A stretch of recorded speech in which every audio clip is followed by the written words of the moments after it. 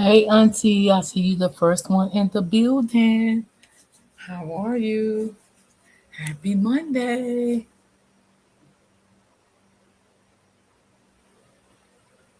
Happy Monday. Happy Monday.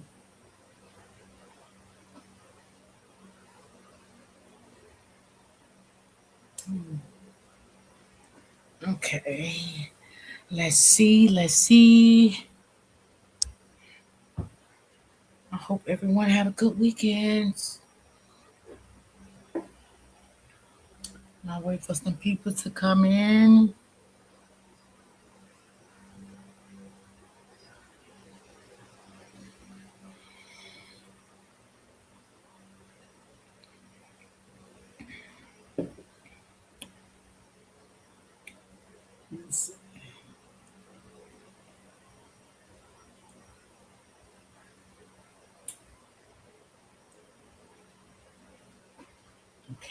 I gotta charge up my device.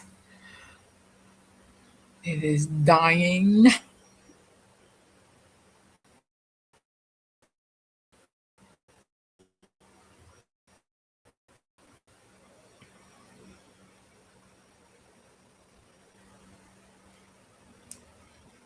I'm just waiting for some people to come in.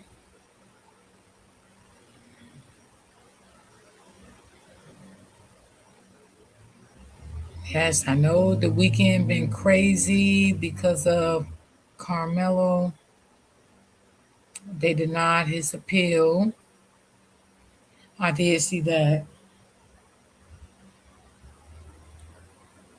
So I know people feeling some type of way about that, but we still gotta pray for them.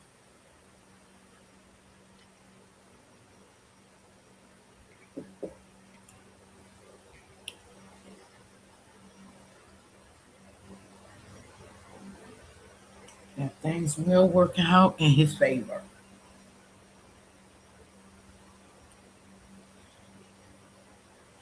Hold on, I gotta charge my device. Let me get my other um, piece. I gotta charge my device. Where's everybody at this morning? Okay, while I'm waiting, I'll charge my device. Can't let my device go dead. Let's see here.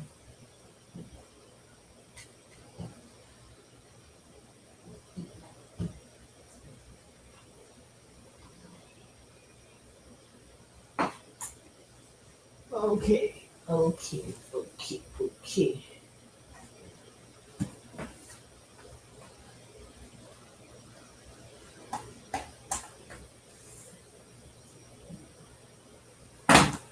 All right.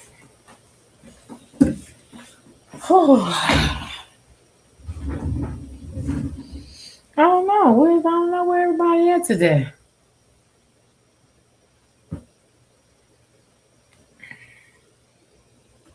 Hey, Auntie Barbara. Oh, damn, Auntie, you got a lot of appointments this morning. Ooh, how you doing? And how was your weekend?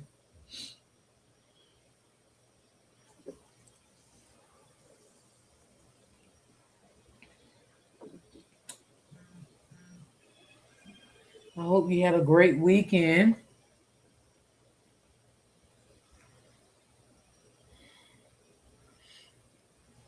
And I'm going to, want to know what's going on with um Nolan. Like, what is the updates with Nolan, y'all? Hey, Auntie, how are you? Happy Monday, Miss D. Happy Monday to you too, sweetie. Auntie Lewis, how you been? How you doing?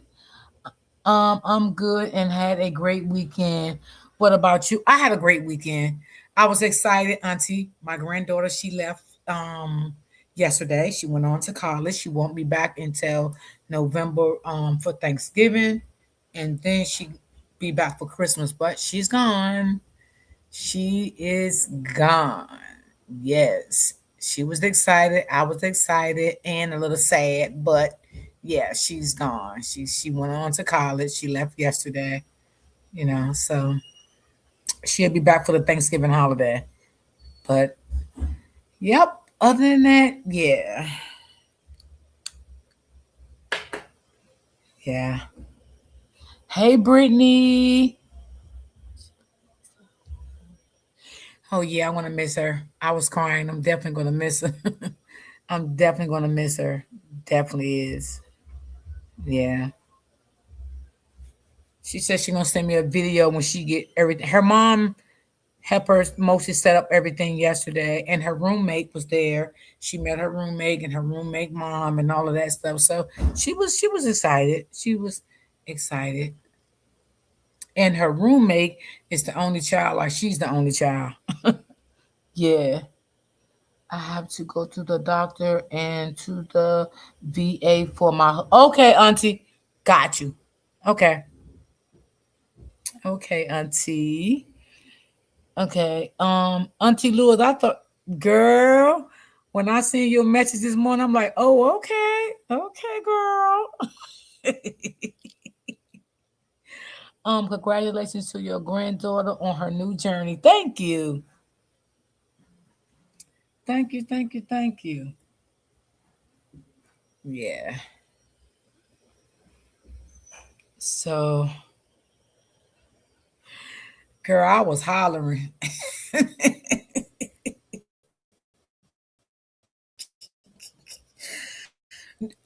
I was laughing, but at the same time I was happy.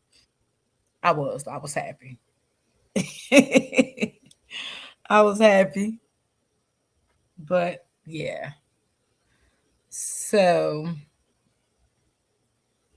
y'all, we gotta still y'all. What is so okay? Um, Carmelo case now have to go to a Supreme Court, y'all. Is that's what's going on with this case now?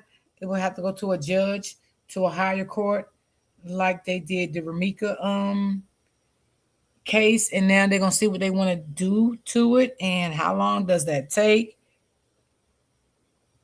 I was watching a little bit of stuff over the weekend, but I was mostly watching um let me see. Hey Misty and Che. Hey Miss Walker. How are you doing?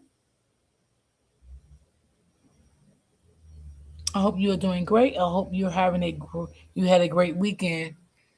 Um I did watch people out there protesting for Carmelo. I think that was Saturday. I think that was Saturday. I think I seen a little bit of that. And hmm, what do y'all think, y'all? What do y'all think? I don't know what it's a thing. I don't know. I don't know what it's a thing. I just hope that no, that judge did a ruling so fast. He really did. And you know what, y'all? I think the judge did it through email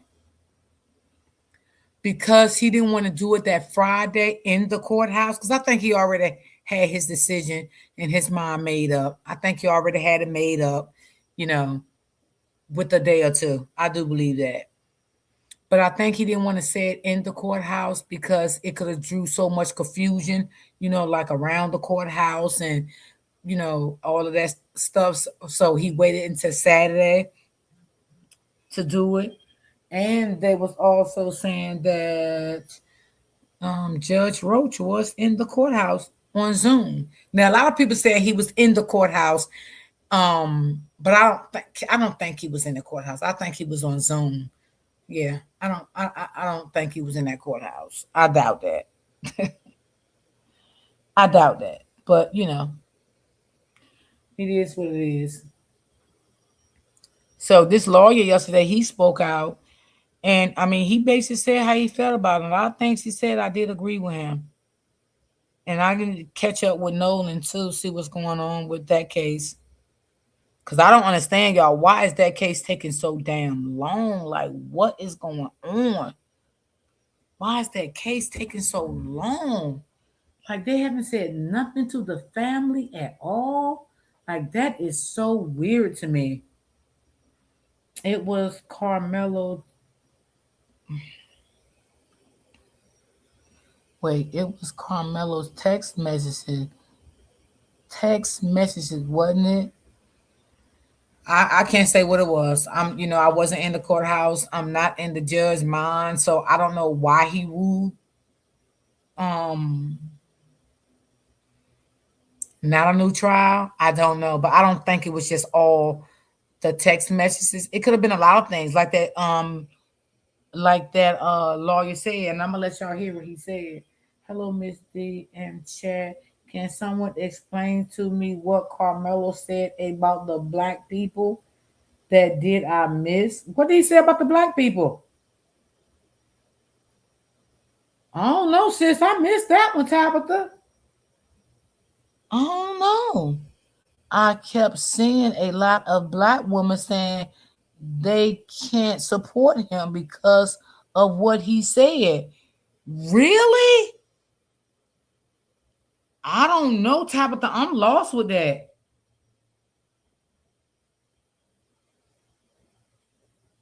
Maybe somebody in the chat will know what he said. Let me play this video, Lord. Maybe it's in there. I don't know. Oh my God. I don't know, Tabitha. You got me on that one, girl. All right.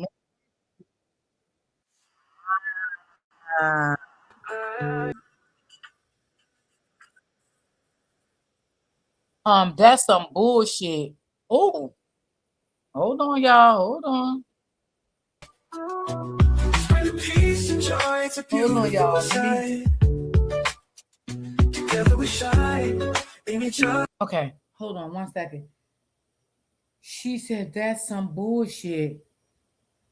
What do you mean? Do you mean bullshit because the women's not supporting him?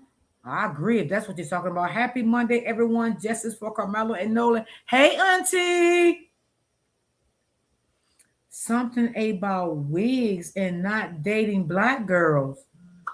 Oh, I don't know, y'all. This is my first time hearing about that. Hey, Latte. And y'all, I want to say to the people that come in my chat and really, really support me, I am in process of selling lip gloss. I will be putting it on my Instagram for the ones that does. I don't know if everybody follow me on Instagram, but I will be posting what I have on Instagram soon as it come through.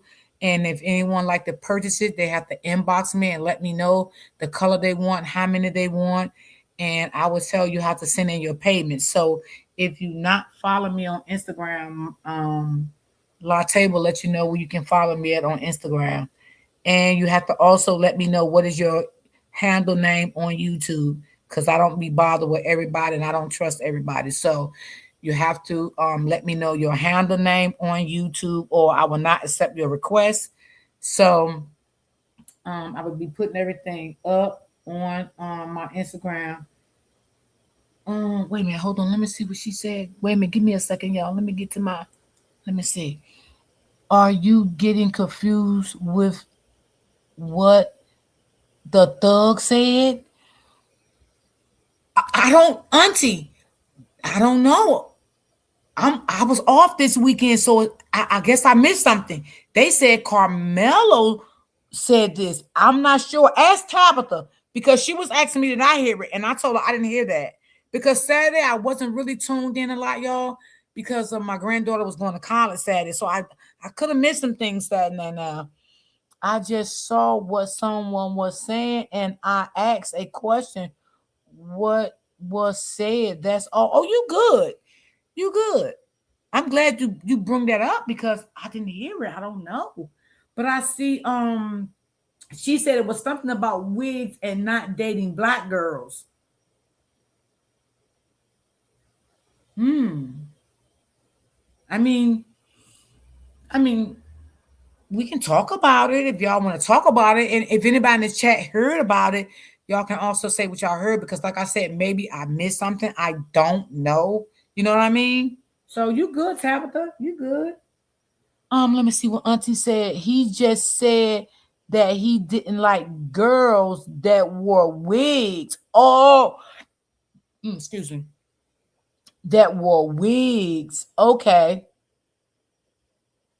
got you. I still and will continue to support him. Yeah, I will too. Yeah, yeah. He said stuff about black girls, but a lot of people not talking. Wait a minute, hold on. It's not talking about it because he was younger than when he said it. Got you. Okay, I got it. Okay, so what you're saying, sis, he was not an adult when he said that. I mean, whether he liked black girls or not, it has nothing to do with this case. Facts. If anybody want to follow me on IG, you can follow me on IG. That is my IG. I will be dropping my um lip gloss stuff over there on IG. And make sure, like I said, you put in your holder name or your YouTube channel, or I will not do the request. So, and because that's where I will be launching everything at over there. Um, she right. It has nothing to do with the case. It has nothing to do with this case. I agree. I definitely will agree. I'm going to still support. I mean, I'm not going to, get into all that. I'm not going to support. I mean, we can talk about it, and y'all can tell me how y'all feel about it, because y'all know I like people opinions and everything like that. I don't turn anybody away from how they feel and their opinions. But I definitely do agree with her. He was younger. What does it matter? Like, it has nothing to do with the case. I definitely agree with that. That's crazy. Hey, Miss D, how are you doing today? I'm doing fine, baby. How are you? Wait a minute. Let me get to my comments. Okay, let's see. It was years ago. It's the older women like myself saying they won't support him anymore because they childish. Yes. Because sis, let me say this. We all have said things when we was younger. So what do you want now? Because you're in your 30s and 40s, and if you get in a situation where you like what people hold that against you, no, you won't, because you was younger then.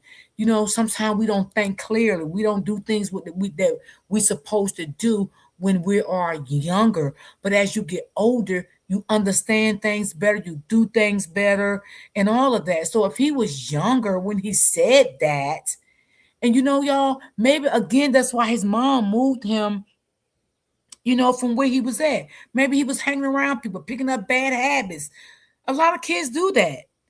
We probably got grandkids right now that's doing that crazy shit. They started saying things that they normally don't say. They started doing things they normally don't do. It's because of the company that they're keeping. I'm not holding that against them. It's crazy how so many folks will whisper your encouragement and broadcast your flaw. That is so true. Now, did y'all hear this? Thanks everyone for explaining what I missed. You good, sis. You good. You good. You good. I will continue to support. I said something last week I didn't mean. I'm pretty sure, and I'm 49. Absolutely. That's what I'm talking about. That's what I'm talking about. We all does that sometimes. We really do. We does that sometimes. And I don't hold stuff against people, not unless they continue to repeat the same thing pattern over and over and over and over. Then that's something you want to do. That's your lifestyle. That's how you talk. That's how you act. This is what you want to do. But he was a child, you know. And let me say this. That's because he said he didn't want to date women with wigs. That's not a bad thing. Because I see a lot of men right now that I follow on different platforms, and they say that they like women that's natural. That's Hey, if that's what they like, that's what they like. Now, I'm not gonna say they're gonna find a woman that ain't gonna wear no wigs and her little eyelashes, because all women love their little lashes and little shit like that. They look cute. So now maybe he will find a woman that's natural, like to wear her own hair, her own nails, or whatever the case may be. But I have heard men say that. Okay. So, I mean, hey, I didn't take it personal because Hey, if I found a man and he said he don't like nails and lashes, well then fuck you because I like my nails and I like lashes. You know what I mean? So hey, I don't know. I don't know. People just why you? I mean, so you mean to tell me these people is using what he said against him? Like, did you really support him in the beginning? Did you really support him in the beginning? I'm just saying, did you really support this boy in the beginning? And I'm not surprised, y'all, because I've been doing this so long until people will turn on you. That's a fact. That is a fact. That's a fact. So that's the reason why I'm not surprised. So how do they feel about um now? Because what I heard the father gonna come out here and say, which is Austin dad, said that I guess everything they were saying in the courtroom those days, how Austin was on medication, and I'm saying Austin is a thug, right? Y'all know I stand on he's a Texas thug. They both was, right? So the father going to say he didn't know about his son taking medication, his son this and his son that. Do y'all believe that? Now I do know the kids didn't live with the dad, right? They lived with the mom. The dad, got divorced, moved out, or whatever. Do you think that the mom kept things from the dad, some things, and some things the dad didn't know? Or do y'all think the dad is lying? The dad knew everything. He's just trying to spin the narrative. I'll say that. What do y'all think? I'm in 2 years on my free time. Okay. That was my granddaughter. Okay. Okay. So yeah, what do y'all think about it?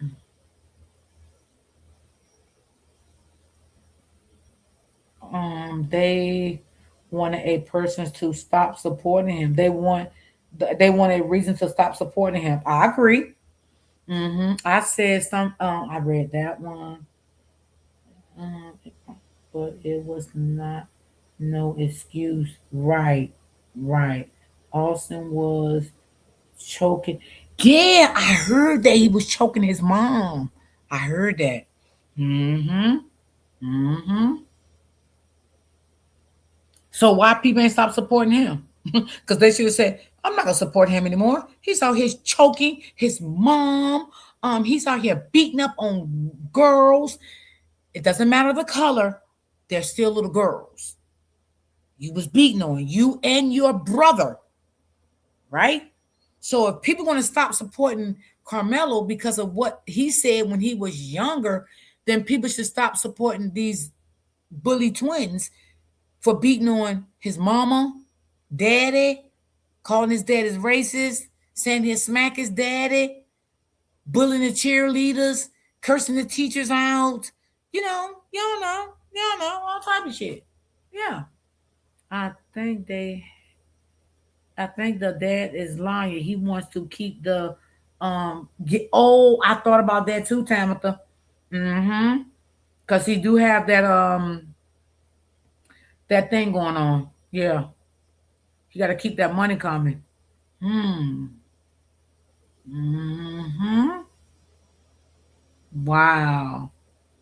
Austin was a bad kid. Yes. Yes. Him and the brother. Him and the brother was a bad kid. I don't feel sorry for Austin.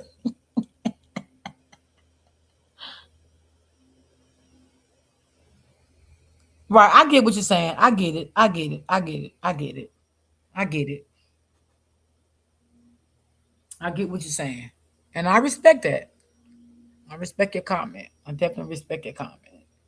So y'all, let's hear what this lawyer got to say. Y'all tell me what y'all think about, what he had to say. I think some people didn't like the things he was saying last night, but hold on, y'all. Let me. Oh Lord, this music. We got to have a great long talk today about some of the issues involving this case. Let's talk about that ruling on the motion for a new trial. But let's talk about some of the things that came out. Let's talk about the gentleman's agreement. And Let's y'all, talk he about the live in ruling itself. Texas. But more importantly, I think He's we an need to talk attorney. about something else. Let's talk about the behavior of the young men in this case, of Austin, of Hunter, of Carmelo Anthony himself. Some of the actions of these young men that were going on in the background that caused a situation upon which a gentleman's agreement even came about. And I think that that's something that we're now talking about. It seems like both of these young men were into a lot of stuff that they probably shouldn't have been. But with that being said, that's something that we're not really talking about. But you got Carmelo Anthony with comments about licking bloods off knives and having conversations with his girlfriend about that kind of stuff. You got Hunter and Austin beating up people, being bullies, making extremely racist comments, attacking the parents allegedly, just being some rebel rousers, being very, very racist in a number of situations. You got Carmelo Anthony and some other behavioral issues. I mean, there was a lot going on here. But when you get back to the case itself, let's go back to the case itself. And let's go back to the gentleman's agreement itself. I'm not a fan of gentleman's agreement. I don't think that we should have had one. I think what you do is you put your case out there, regardless of how bad the information is. One side puts their case out there. I'm going to put my case out there, and we're going to see who's going to win. I think that instead of a gentleman's agreement, you need to go ahead and defend your client. At the end of the day, that's what I think you should do. I know there's some bad information coming in from Carmelo, and I can understand the wanting to do a gentleman's agreement, but I wouldn't have done one because I understand that both sides are going to want to win. And I understand it's more important. I understand more importantly that I need to defend my client and I do not want to be restricted by some agreement that's not even on the record. I do everything on the record. The reason why you don't want to do anything off the record, because guess what? In that motion for new trial, I guarantee you, Judge Chitty said, you know what? I'm not going to really consider all of that off the record stuff because it wasn't typed in. Yeah. It wasn't part of the record. And It that's wasn't what part he's of the trying to say this case stenographer's went wrong record. at, y'all. It was just something that was done outside of the purview of the court. And that's just the way that the judges are going to look at it when you do a gentleman's agreement. That's why there wouldn't have been a gentleman's agreement with me. There would have been, you punch me, I punch you back, and we would have seen what would have happened. But there's no way in God's green earth we would have done a gentleman's agreement because, number one, I would have had to trust that you kept the agreement. I would have had to trust that everything was going to work out perfectly. I would have had to trust that it wasn't going to be broken by one side or the other. I would have to trust that the witnesses were not going to testify about it and open the door to something going wrong. There's no way I would have done that, regardless of what my client did or did not do. But that's something that we're going to talk about tonight. The gentleman's agreement, the ruling, why the judge ruled that way. From an attorney's perspective, I think a lot of people are going to be hurt that Carmelo did not get this new trial. But I think they need to be not be discouraged because they got Judge Roach accused on the front end. I think that's something that bias can be said there. But more importantly, they still have the full appeal that they have to go through. And I think that they need to focus on that. But let's be honest, let's talk about this tonight. Now I'm going to bring up my co-host, Mel Smith. And of course, we're going to have other folks on the stream as well. Mel, tell us what you got going on, man. What is happening out in these YouTube streets? Oh, same old, same old. Covering this case has been quite the challenge. I received an email right after the verdict came through, and it basically said, we respected and we expected for the new trial to be denied. I was shocked to see that. That went out to the media, but it just goes to show that there was not a lot of confidence that he would be approved for a new trial from Jump Street. And the reason why I wanted to make sure that everybody understood that is because Russell Wilson is a great attorney. He's a great appeal attorney, but he also knows that when you make off the record deals that you're going to have people that are not going to honor those things, right? When it comes to other attorneys, they're not going to do what they're supposed to do. And when you make off the record deals, that's not going to be part of the record. He knows that most judges on a motion for a new trial are not going to want to consider stuff that wasn't part of the record because they do not want to set the precedent or off the record stuff being the cause for people getting new trials. They don't want to set that to be the new standard. And so I think he was extremely realistic in his expectations of that.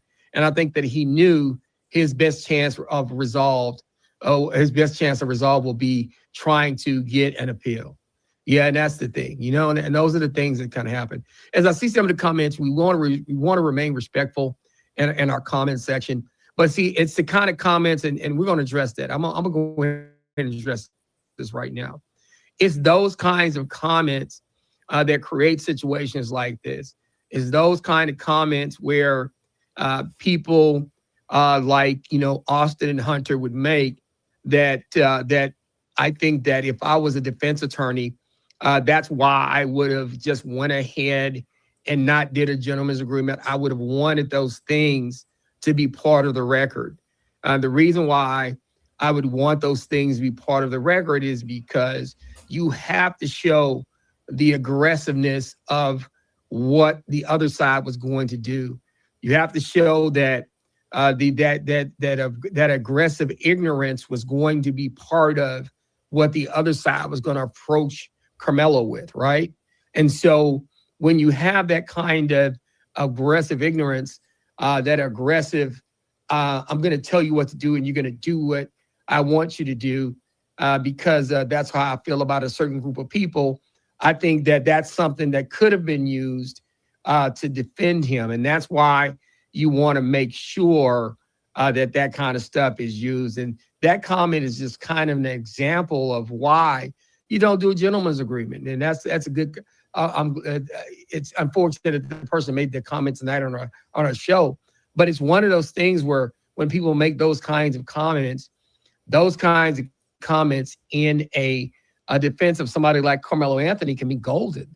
And that you stay in defense mode and you use those kind of comments to actually go on and try to use those things to defend your client, because your client is going to say, hey, this guy is a racist. He was being overly aggressive. He was going too far with me. I feared for what they were going to do to me. And look what kind of, this is his mindset. And you can use that to actually try to say, hey, this is why I responded so heavy-handedly. So those are the types of things that you can get done when you don't have to worry about a gentleman's agreement.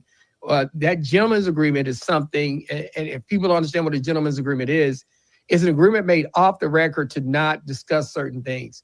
You and I decide to go off the record.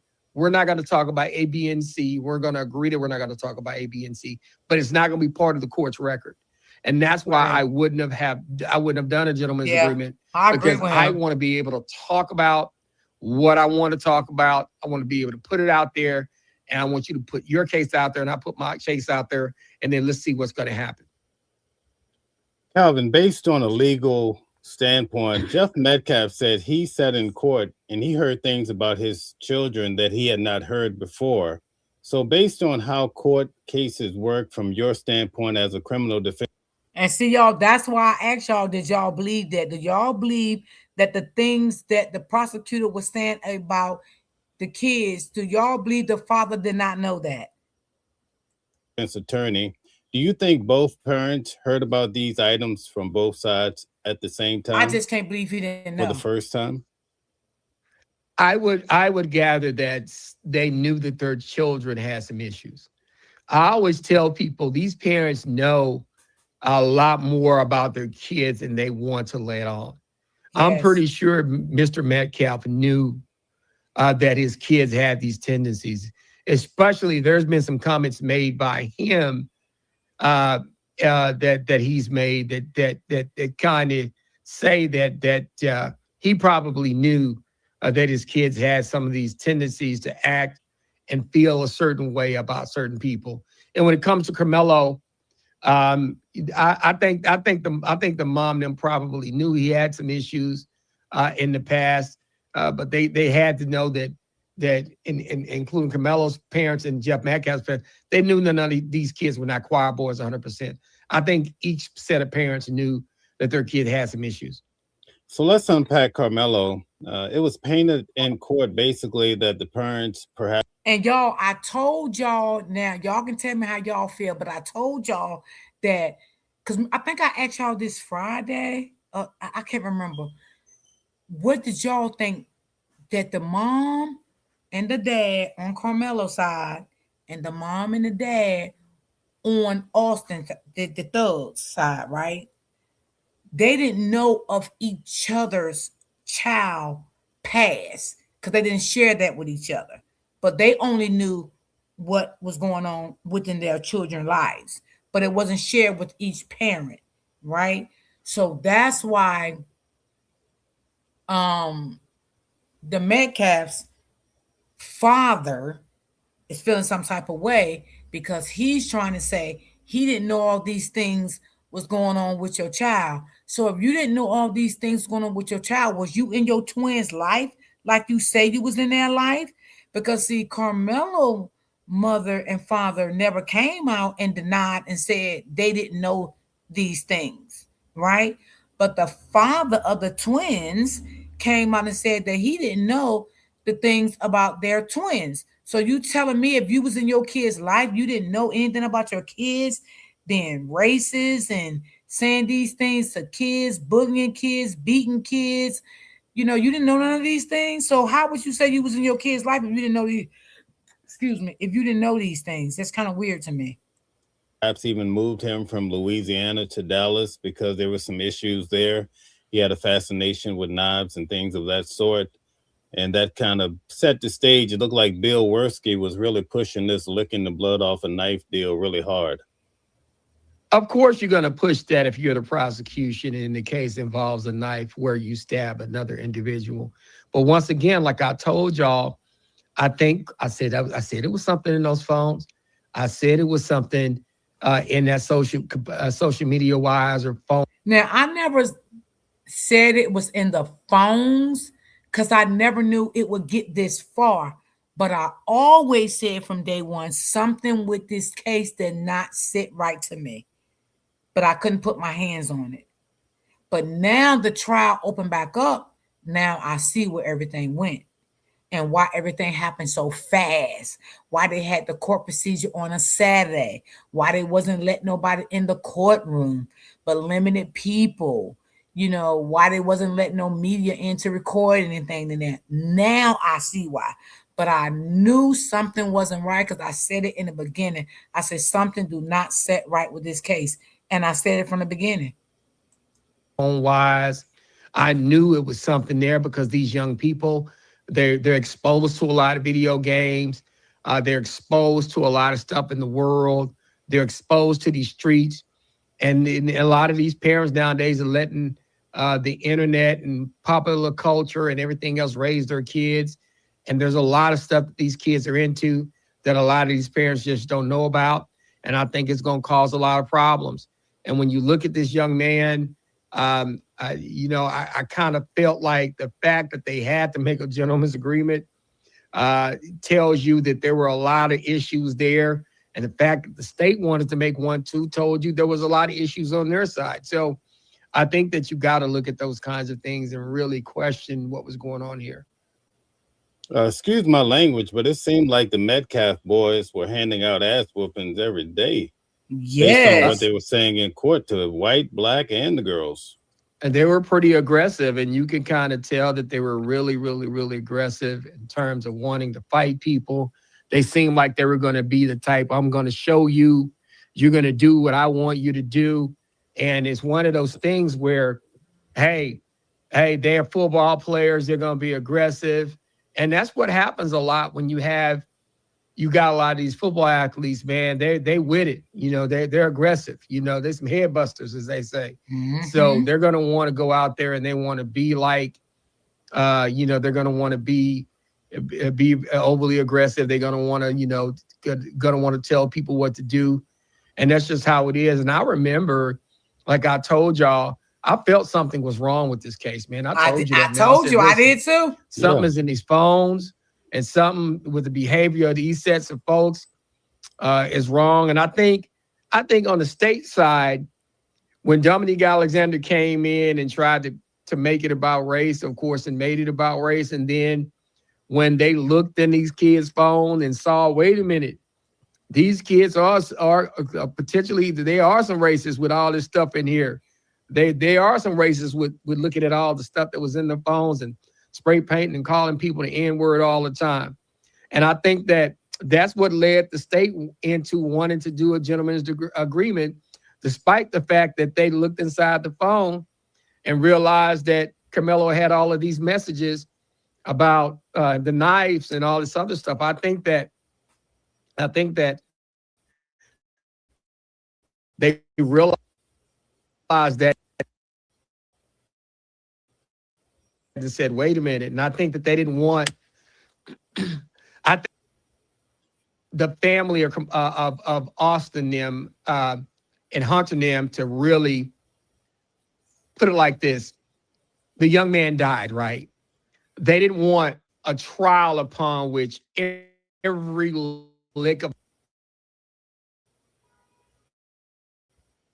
his behavior was re-examined. People, you're killing them again by saying all this bad stuff about him. So the way that probably the Collin County DA's office looked at it is, we're just going to do this gentleman's agreement so none of that stuff comes out.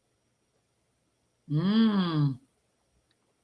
But I wouldn't have done an agreement because I don't think it was in the best interest of my client. I would have wanted to go ahead and just put it out there, even though I know there was some crazy stuff inside of the phone of Carmelo Anthony.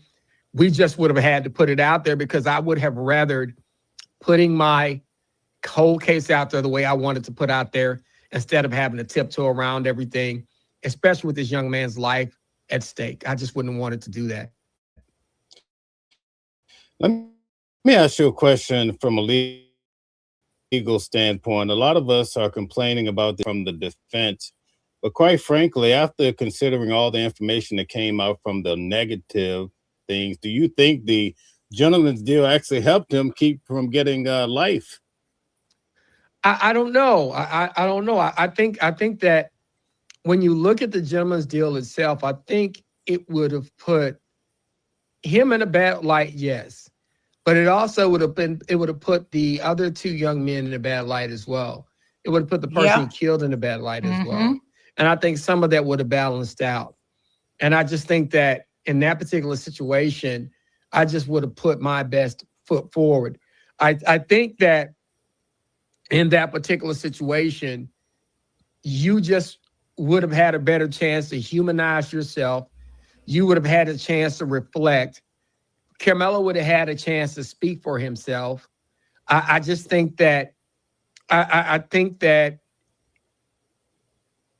putting both sides out there would have been best, even for Carmelo, despite the fact that he made those comments, because I think that both sides had some things that you had to be concerned about. Let me ask you this question. You have a lot of clients nowadays. Everybody likes to collect money, in regards to help with the finances. It costs a lot to protect the client. Do you think, though, parents should come forward, or individuals that have severe backgrounds, that before they ask for assistance, that they lay their souls bare and say, listen, my kid has all these things, but I still want help? Should the public know about it instead of learning about it from a prosecutor like Bill Werski?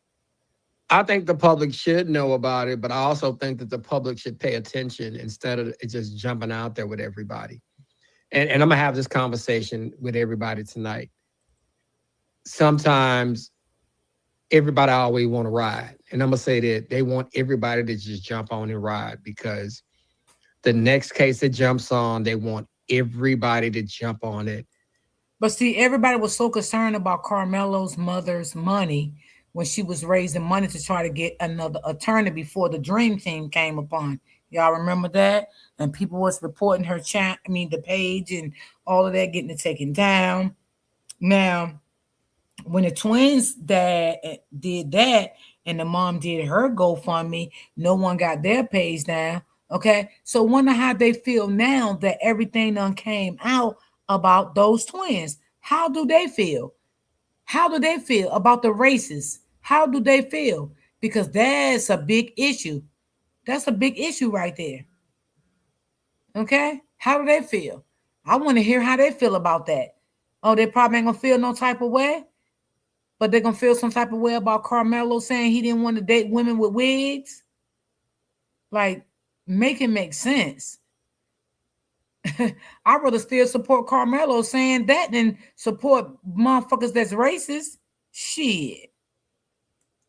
And because it's race related and because it's white on black and black on white, everybody wants to jump on it and ride based on what's there. But sometimes there are things inside of the case that make you go, man, if I would have known that, would I have given $1,000? Would I have supported this? Would I have given my money? Would I have given my support? Would I have written a letter? Would I have went down there and supported if I had known this?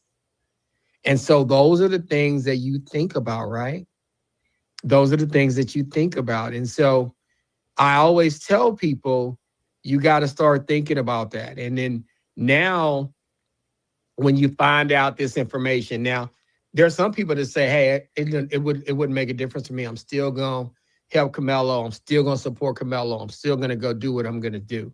But there's some people that are saying, "Hey, man, I wouldn't have given that money. I wouldn't have went down there. I wouldn't have supported. I wouldn't have spoke out if I'd have known these bits of information." And moving forward, I think that we need to be careful about just jumping on the next hot case because it's race related. We need to be very careful about who we align ourselves with until we know the full story. And once again, I think I actually brought this up to you before, Mel. I said to myself, I said, man, I haven't heard this young man's voice. I haven't heard this young man's story. I haven't heard anything. Remember where I told you that?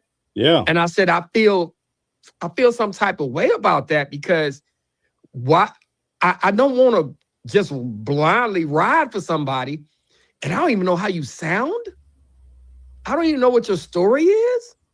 But you want me to just get out here and ride till the wheels fall off and I know none of that?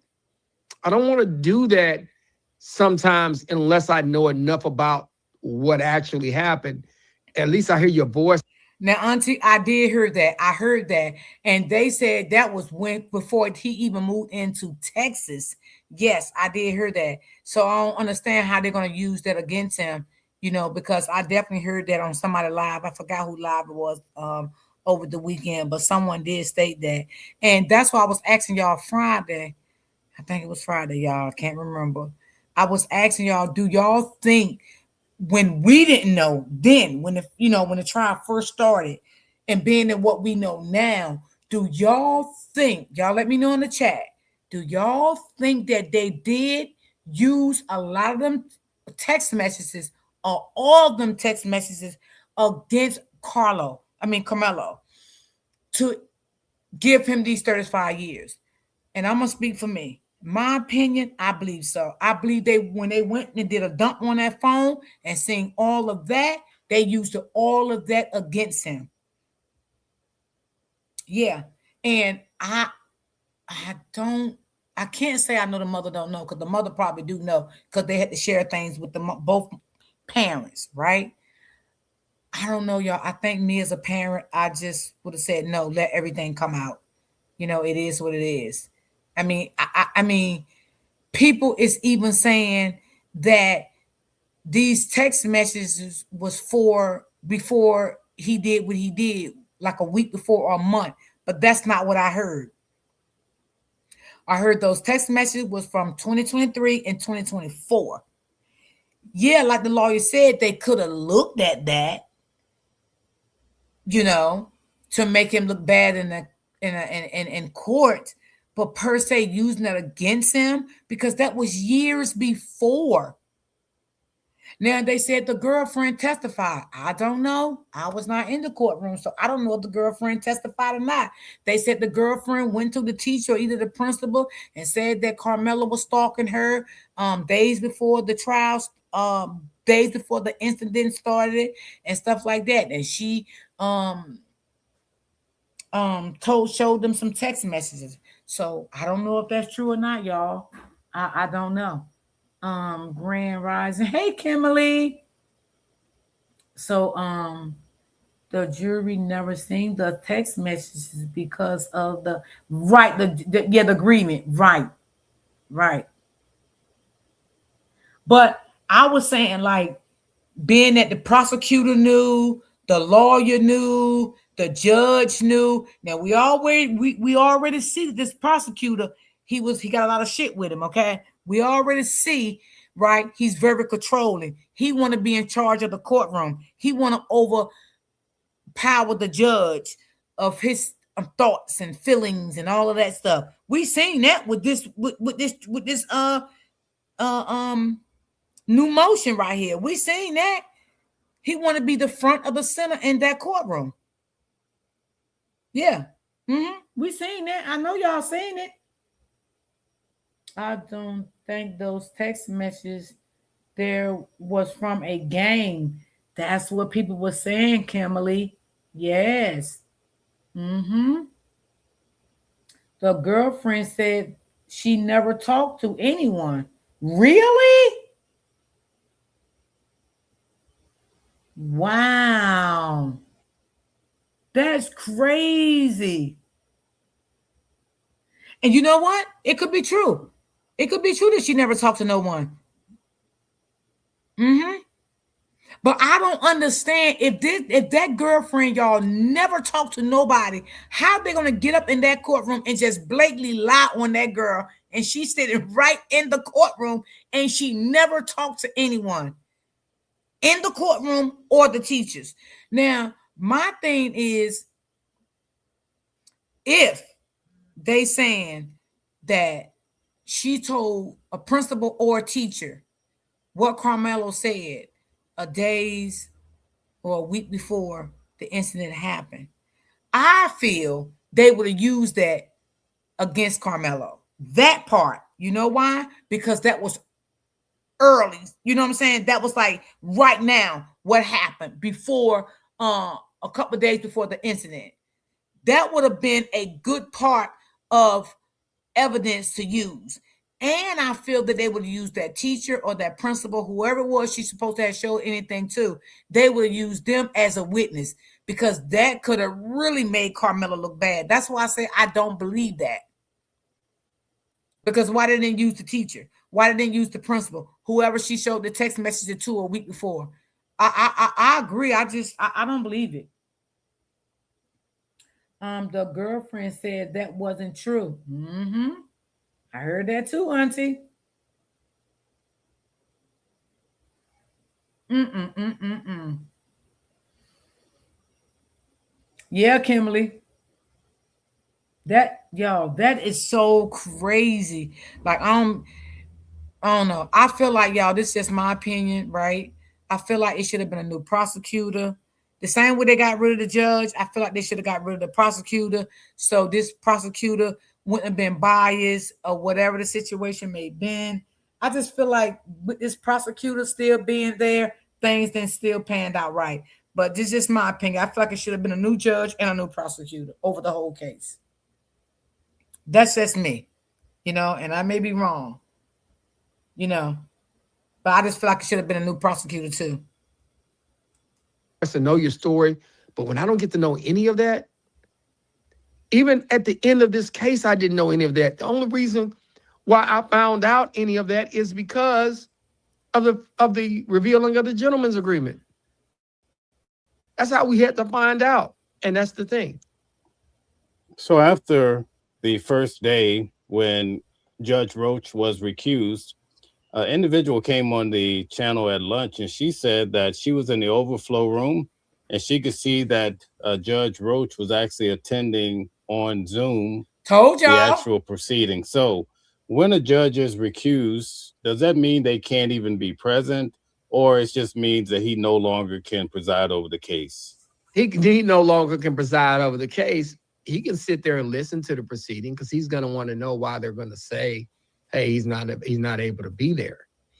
And see, those are the things, that's the thing of why. Now let me tell you. Now I feel that judge already knew why he couldn't be there. Okay, so I don't. I mean, I'm not gonna put him down with how he feel.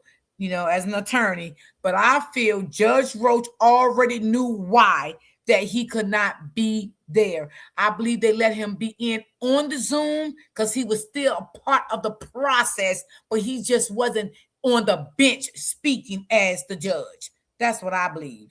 And I believe he knew that Karmelo was not going to get another trial. I believe he knew that. That's as well the prosecutor knew too, and as well as that judge sitting in that damn chair on that bench knew also. I, you know, he's going to want to know why they're accusing him, and that's just kind of what it is. Okay. A lot of people are talking about the fact that Bill Werski was complaining there were so many agitators at the actual trial, and that's the reason why they had to lock it down. Mentioned that there was a guy who had, I think, 20 bomb threats he had been accused of or charged with, other people Yes, threatening the Kimberly. court Hey, open book. officials. Do you think that this played a key part in the limitation of the actual trial? I think people can say that, but I think that was happening both ways. And I don't think limiting the trial access is going to help anybody in that. I think you limit the trial access and then you make it to the point where nobody has any access. I don't think that that's what we should be doing.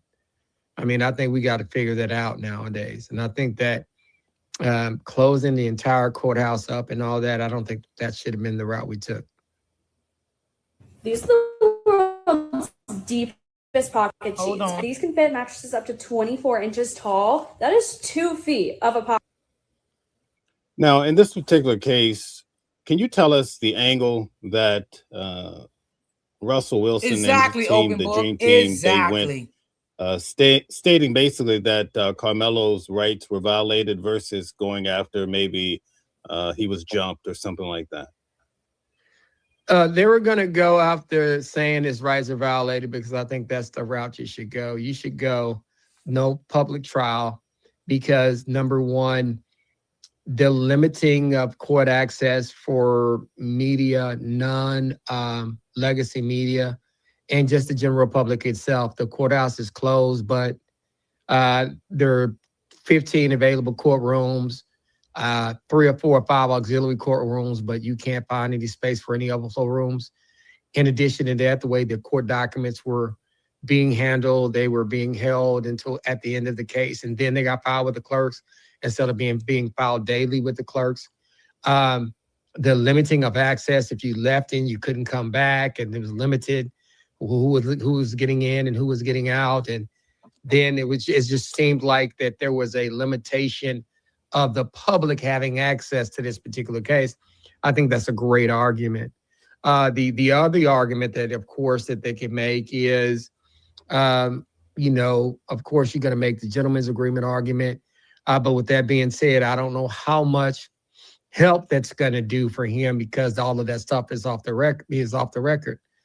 And then I think the other argument that they're probably going to make for Karmelo now is the bias argument, which they made in terms of getting Judge recused on the motion for a new trial. Judge Roach did an interview where he said that he thought the jury got it right. He thought it was fair. He thought everything was fine. He thought that Karmelo got a fair trial. So with all those things being said, you're not going to be able to rule on a motion for a new trial because you've already made up your mind. In addition to that, the appeal hasn't happened and you've already started making comments. So, of course, they're going to be able to take him off the case. And they're going to say, hey, when you look at that, that shows clear bias. And so I think that they're going to take those particular routes to try to get him some resolve. And I think those are the better ways to potentially go at trying to get him an appeal as opposed to some of the other things that were done, Right. I know sometimes when cases happen, the court have to be advised about payment and how the person is being represented. In this case, Russell Wilson and the Dream Team, they were pro bono, I believe. So Yes. if this goes all the way to the Supreme Court, that could take years, a lot of time, resources, and money. So how would that work? Is it possible it would switch to being paid and you have to notify the court? Could you help us understand? Yeah, it can switch to being paid. And then sometimes they can take donations. And sometimes funds can be started and sometimes they can take donations from people. And then sometimes in the legal community, some of us will see a situation like this, and Russ can come to some of the attorneys and be like, hey man, this is costing us money. We may have to do an event to be able to cover some of these costs. And a lot of attorneys will try to hold fundraisers to be able to get stuff done.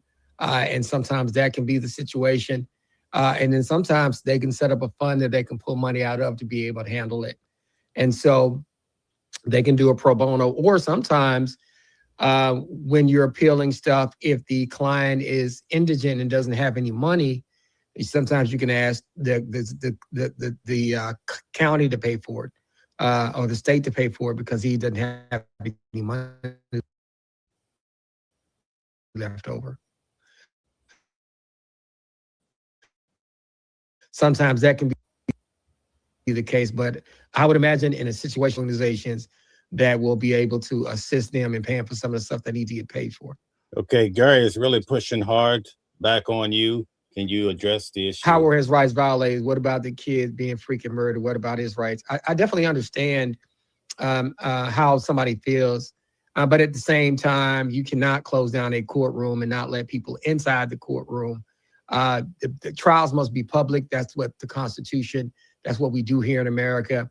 In addition to that, you can't show bias. The judge must be down the middle. Those are the types of things. I'm not making comments on guilt or innocence. You have to have a public trial. You have to have an open and public trial. And those were the comments that I'm thinking about. Anybody who's watching this, I'm making comments from a standpoint of personally. I don't want judges to be on the bench that are going to show bias before the entire process is complete.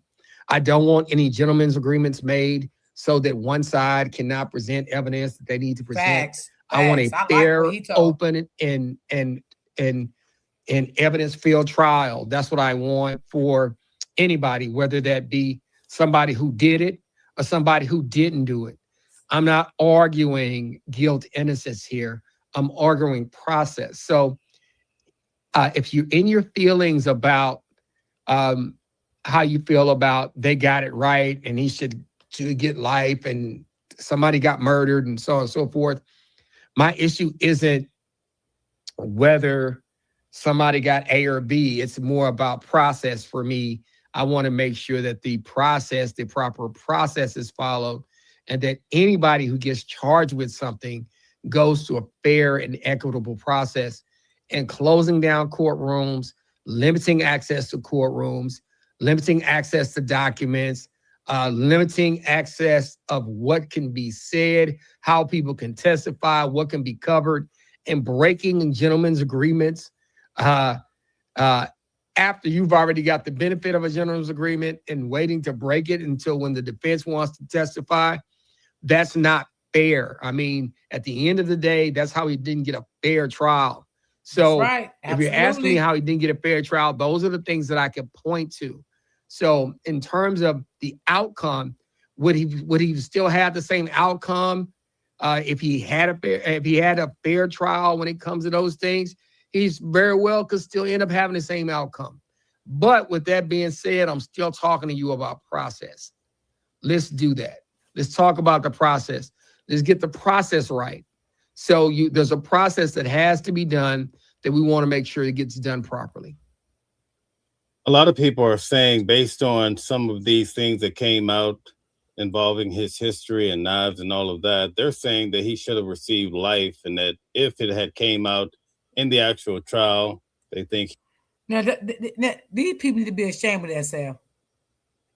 Why? I mean, life at his age? Life? Wow. Wow. That's crazy. He would have. Is that reasonable?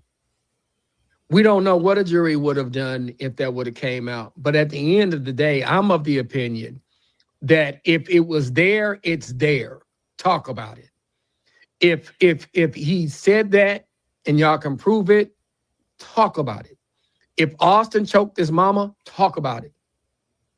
If Austin was calling people niggas left and right, and was down here threatening people, and he was bullying people, and they were being some rebel rousers every time you turned around. Talk about it. Talk about everything.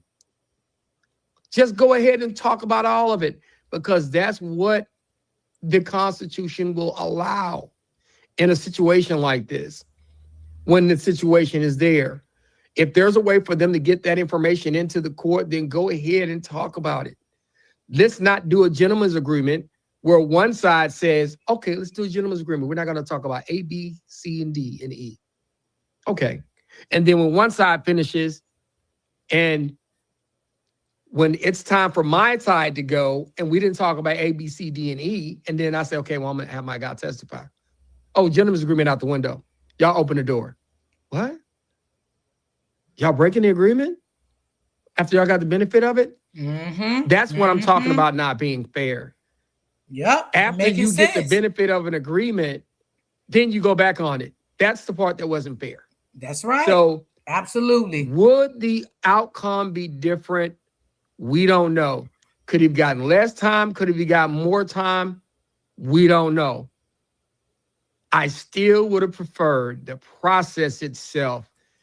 He trying to say, y'all, they broke the agreement with this, new thing went on in court. They broke the agreement. They came out and said everything.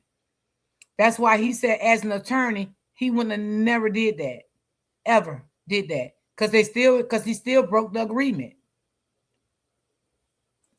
Being done without the restrictions, no gentleman's agreement. Let's put it all on the record. You put your best side out. I put my best side out. Let everybody see what's going on in the courtroom, and let's see what happens. I want to address Chris myself here. He says that Karmelo never claimed that he was jumped. That was a bullshit story. Karmelo I want to make it very jumped. clear that I attended the trial, and I can also agree that there were no claims about him being jumped in the trial. But I came forward and I showed a video where it actually shows that Hunter and Austin were involved in some sort of way in regards to Carmelo Anthony. But what's so unique about the hearing is that Mike Howard actually said that Hunter moved on Carmelo first and then Austin. So that's substantiated what I've been telling you guys all along. If you have any thoughts, Calvin. Mel, you showed the video. You basically showed both of them moving on him. And then Mike Howard came back and said that they both moved on him. So at the end of the day, we have confirmed the video and confirmed. Yes, it was confirmed, y'all, that the twins did move in on Carmelo first under that tent. It was confirmed because Mel Ben said that, and it was confirmed in court last week that the twins did attack Carmelo first. Okay? So when people sitting here saying, no, because, this and that and blah, blah, blah, blah, blah. Yeah, them little bully ass Texas twins, them thugs, did attack him first. Because that's what I call them over here. If you don't like it, I'm so sorry for you. From the audio that both of these guys moved on him at some point. So let's move on from your comment. If you think it's a BS story, it's already out there. Good luck. Okay, there's the next one for you. Tyler Perry, please help this young man, Ben Crump, help Reverend Al Sharp and our Father of our Lord Jesus Christ. I pray, ask you, we are the people, are not can. Listen, everybody. This is what I will tell you. I always tell you, listen. With Carmelo Anthony, the only Good thing evening, sis. When it comes to this case that I think anybody should want, a fair, open trial where he gets to testify if he wants to, where he gets to go out in the open and his defense team can bring up. Yes, Kimberly, it was confirmed because Mike Howard confirmed it last week that them two thugs did approach Carmelo first. Yeah, it was confirmed. Whatever they need to bring up to defend him. The prosecution can bring up whatever they need to be able to prosecute him on. And both sides put their best foot forward without these rinky-dink gentlemen's agreements that people are not keeping and that people are breaking, and do it out in the open so we can. Auntie Jean. That's you in the chat, Auntie Jean. Where you been? I love you, Auntie. Okay, I didn't know that was you. Okay. She said this is Jean D plus all of the bad things Carmelo had on his phone. Not one even and don't involve the police. But on the other hand, the twin and I said that last week, even though Carmelo had all this stuff on his phone, right? When they did the phone dump, they found all this stuff from back a few years ago, right? He was never arrested. He was never arrested. He never went to juvenile jail, never went to adult jail, until now.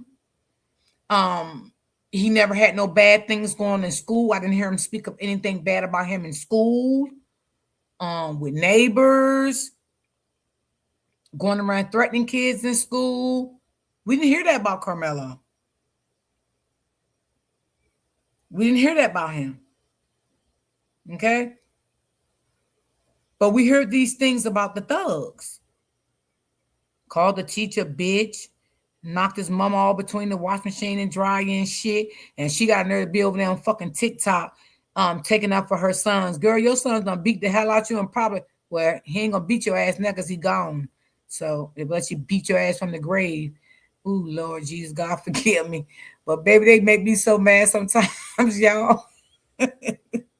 Sometimes, God damn, they make me mad. Oh, Lord. And then the father gonna come out here and tell my son, he never heard these things about his son. Well, you claim you love your sons. You claim you was into your sons' lives. Why you never knew your son was taking medication? Why you never knew your sons was threatening all these people? Why you never knew your son was spray painting people property? Why you didn't know these things? Why?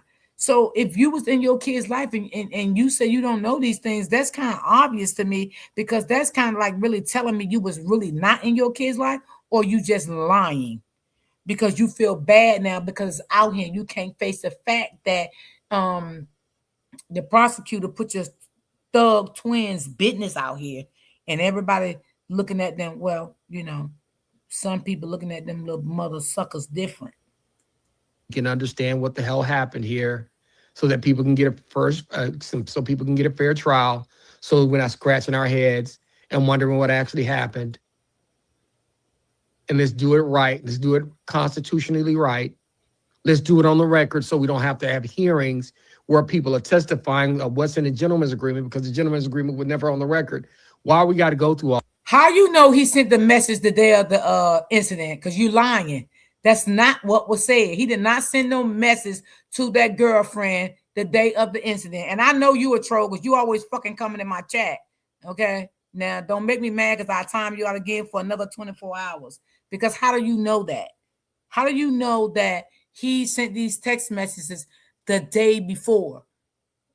How do you know that? And if that was true, wouldn't you think they would really use that? Because that's the freshest thing right there a day before. If they didn't use the 2023 and 2024, they would have kept that out, kept that a secret. But the text message that he sent to the girlfriend, that would have been more fresher to use against Carmelo, and put the girlfriend on the stand and testify about those text messages, and get the teacher or the principal to testify. That would have really hurt his case even more. Yeah. I don't know why you like my chat. I don't know what it is with you. You just like to come in my chat and just say shit that I don't even like. I be trying to let you live sometimes, but boy, please don't. All of that. Do everything on the record. You don't have to worry about it. So just do an open trial where everybody puts their best foot out there. It's like going into a boxing match and saying, we can fight, but nobody throwing no hooks. No hooks. Right, Kimberly. Straight punches, but no hooks. Shut up. No. What if my hook is my best punch? I believe that, Auntie. That's what I'm saying. I don't believe that girlfriend. What if the hook is your best punch? I don't believe she would lie, Auntie, because that girlfriend text any of that to Carmelo. Why they didn't use that? And y'all tell me if I'm right or wrong, y'all. That would have been so fresh in this case to really use against him. That would have been damaging evidence right there to use against Carmen. They wouldn't have kept that a secret a day before. Ain't no way they would have kept that a secret. That would have been fresh. Oh, damn, this just happened a day before. He texted a girlfriend and said this. Yeah, he knew what he was going to do. He knew what he was going to do that day. The girlfriend gave us evidence. We spoke to the girlfriend. Now what we need the teacher and we need the principal to come to court on the stand and testify that the girlfriend came to the school and fearing for her life because Karmelo sent her this in a text message. Come on now. Come on now. I know you got more common sense than that boy or girl, whoever the hell you is. What if I accidentally throw a hook? I don't want to do that. If we're going to fight, let's fight. Why we got to have all these extra rules like that? No, let's go out, put your best foot forward. I put my best foot forward out and let's see who wins. Let's quit playing these games because you see what it turned into. It turned into a gentleman's agreement that wasn't kept. It turned into people having to come testify about a gentleman's agreement that wasn't kept. It came into Karmelo actually going to prison and not being able to testify on his own behalf in punishment because they broke a gentleman's agreement. Now he can't even get up there and testify on his own behalf. It's too much. Yes, yes. Why do you want to go through all of that? And then you have to trust you have to trust a prosecutor to keep his side of the deal. In the biggest case of this young man's life and your life as a lawyer, no, I'm not doing all of that. That prosecutor is a fat bully. That's what he's, a fat white bully. I said it. Yeah, that's what he is. He's a fat white bully. And I'm not racist, but I'm just saying he's a fat white bully. I don't want to have to trust anybody like that. Would you trust somebody like that? Would you trust somebody that you were in competition with and you got the biggest case in your life? He's trying to win, you're trying to win, and you got somebody's life in your hands. You mean to tell me you're going to trust somebody that they just going to do you right? Hell no. I'm not that naive. We shouldn't be doing that. That's just me. There were a lot of statements that came from Karmelo Anthony in regards to him to shoot up a school and all of these threats that were interpreted as being toward the girlfriend. But there's an argument that he was playing a video game with his girlfriend and maybe he was just sending text messages in regards to a video game called Roblox. What do you think? What kind of argument would that be in court? I don't know. You know, with these new games that these kids are playing and some of the stuff that they're saying and some of these video games and some of the stuff that they're exposed to, who knows what would happen to that? But like I always tell people, and as parents, we got to have this conversation. And man, I think this is somewhere where you wanted to take this tonight. I'm disappointed in parenting tonight, right? I'm disappointed in parenting. And y'all, let me say this if y'all didn't think of this. When they took Karmelo's phone, because you know they took his phone when he got arrested, right? So they never gave the phone back to the mother, right? So I don't know if y'all know that. They never gave the phone back. So this is how they did the phone dump. And they seen all of this stuff back from 2023, 2024. They did a deep dive because of what happened, right? Now, I do believe that the attorney talked to Karmelo's mom and dad about some text messages. But I don't believe they told the mother everything. They might have told her some little shit. Well, you know, we found this, we found that, blah, blah, blah, blah, blah. The mother haven't came out and spoke yet, so we don't know. They might have told some little stuff, but they may not told her everything that was in the phone, right? Because the mom probably was caught off guard when they even spoke to her about it because she didn't even know nothing about it. The mother probably didn't know anything that was going on in his phone from back 2023, 2024. So when they spoke to the mom about it, the mom probably was under shock. And on top of that, they probably didn't tell the mother everything. But I can guarantee they told the mother, okay, this is what we're going to do. We're going to keep this out, you know, because we don't want to hurt the case even more, you know, and we're going to we'll just leave it out. That's what I'm saying. Because we all know that Mike Howard was not a good attorney. And we all know that I believe that Mike Howard was a little scared of the prosecutor. You know? That's what I believe. Yeah. I believe he was scared of them too. So he had to do what they say do. Mm-hmm. When it comes to the parents, Carmelo, as well as the parents on the other side. And the reason why I say that is because look at some of the stuff that these kids were saying and what they were involved in. I know you raise your kids and you do best you can, but you got to know what's going on with these kids, and you got to be careful because this is some very bad stuff from both sides, and this is what you're raised, and it seems like, at least at some levels, that the parents had no grasp of any of this stuff, or at least a lot of this stuff. They didn't have a full grasp of it, and so this is just what it is. Listen, I want to tell people whether you think Carmelo Anthony's No, them thug ass twins, their mama knew and daddy knew what they was doing. Cause they was going to meetings and everything. So no, their mama knew what them thugs was doing. Now Carmelo mother probably didn't know anything again about them text messages from 2023, 2024. She probably know any of that things that the things that he was saying in his phone. She probably don't know that because some parents don't check their kids' phone. And then, she probably ain't thinking that far back, 2023, 2024. All that stuff probably was going out of his phone, so maybe he had the same number from 2023 to 2024, and that's how they found that stuff when they did the phone dump. Because if he would have got a new phone with a new number, that stuff would have never been found. It would have never been found.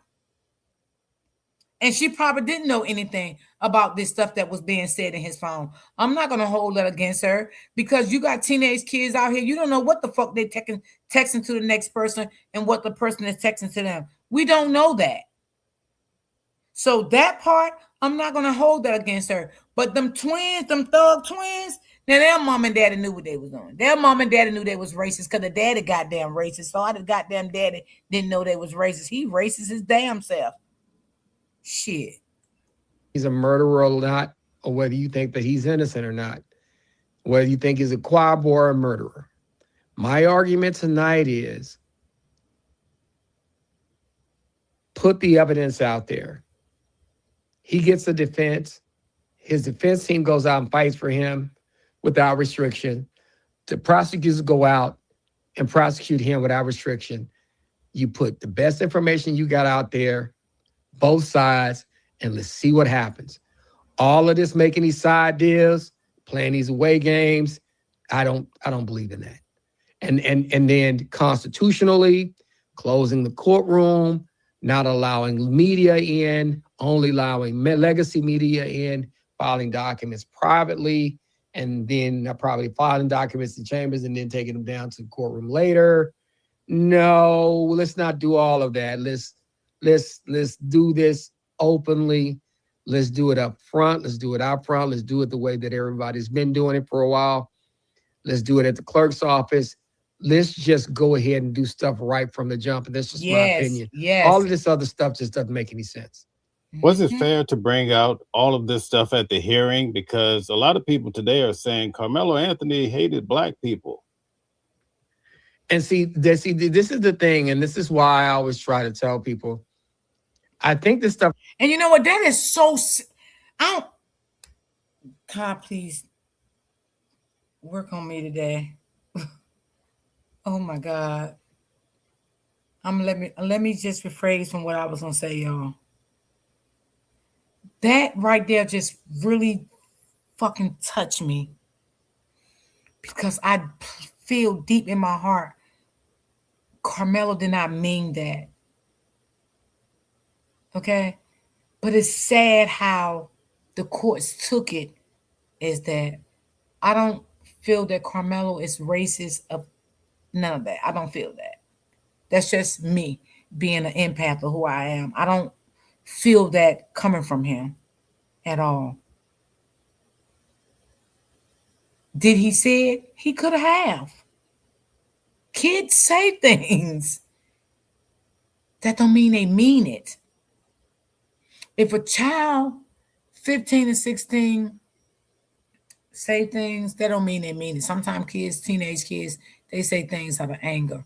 But if they repeatedly keep saying things, doing things, then it's time to be alert, address the situation, see what's going on with the situation. You know what I'm saying? But I just don't feel that Carmelo felt that way. I don't think he felt that way.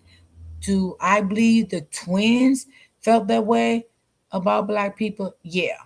And I feel that way with them strongly because their father definitely was racist. The things that he said about Carmelo, I always believe he felt that way from day one, but he couldn't speak out and say anything because of the gag order. But as soon as that gag order was up, he started running his little flappy mouth. So yeah, I just don't believe Carmelo really felt that way. Now, can I say if his mom knew he said that? I can't say because I don't know. But I know for sure that the thugs, mama and dad, knew they said that and knew they was, putting graffiti stuff all on people property that they don't own, they didn't pay for. You know, they knew that. Yeah. Came out partially because Russell was able to get Judge Roach recused, and I think that the other side felt like, wait a minute, it's almost like they got something on us, right? So the next thing you know, what's happening? Then information about Carmelo's coming out. Right after you get the motion for to get recused Judge Roach, what happens? Information starts leaking about what? What was in his phone, right? Yeah. Where do you think that information came from? Matter of fact, I checked this out. Information about what was in his phone leaked before Worski testified, right? Yes. Where do you think that came from? Prosecution leaked it. Of course. And so why the hell am I making a gentleman's agreement with people who want to win? They want to win so much. The minute that they think they're losing, what they're willing to do. Leak stuff. Right. That's why you don't, man, come on, man. Don't play. I wouldn't have played that game with nobody. And it's nothing against them. They just want to win. And I'm not going to even fault them for wanting to win. But let's call it what it is, man. You want to win. Yeah. And if you want to win, they let's played go ahead. Carmelo. And I'm going to use every tool I got. You use every tool you got. But you're not going to act like, you know what? I'm only going to use these 9 bullets and this little bitty gun I got. Even though I got an AR. Because in a way, I think he's trying to say, like, they didn't bring it in the courtroom to talk about, but they still used it against him, even though they didn't talk about it in the trial. But I think this lawyer is trying to say they still used it against him and they still linked it.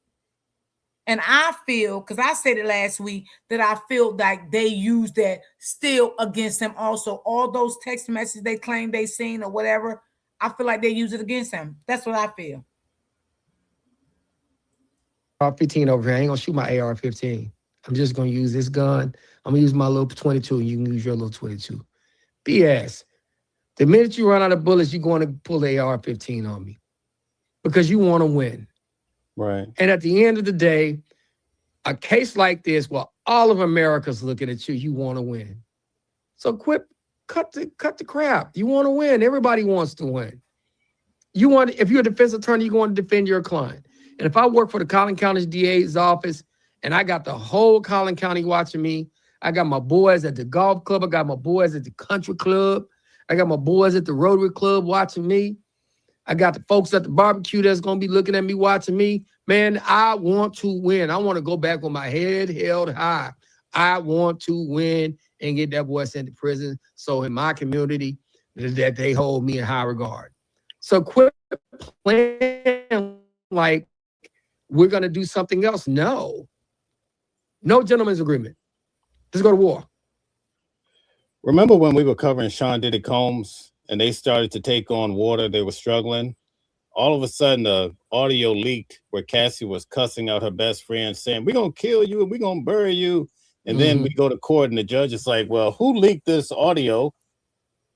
and everybody's quiet about it, right? But everybody felt Mm-hmm. like it was a defense, you know. See? And Mm-hmm. that's when the whole tide changed for Diddy in his case when that audio leaked, right? So thank you for helping us to understand this at a high level. That's what I'm trying to explain to people. What do you think is going to happen? People are going to want to win. When the tide turned a little bit, what happened? Information about this young man leaks. It wasn't an accident. Mm-hmm. And they said because he played chess, that was opening the door. Come on, y'all. That wasn't even touching the door. Y'all know they want to win, so why even make a gentleman's agreement? So this is what I'm saying. The reason why you're going to say that the young man didn't get a fair trial because he didn't get to testify. He didn't get to use the tools that were available to him. Now, let me be real with you. Could they have went in and said a bunch of bad stuff that he did? But at least he would have been able to say a bunch of bad stuff the other side did. But with the way that we did it here, he only got to sit there, couldn't testify during the trial, couldn't even testify during punishment. So we didn't even get to hear this man's voice, and he got 35 years, and he didn't say a Facts. word in court. Nothing Facts. fair about That's that. crazy. To me, there's nothing fair about that. Now, if he gets to hear his voice and he get more than 35 years, so be it, but at least he got to say something.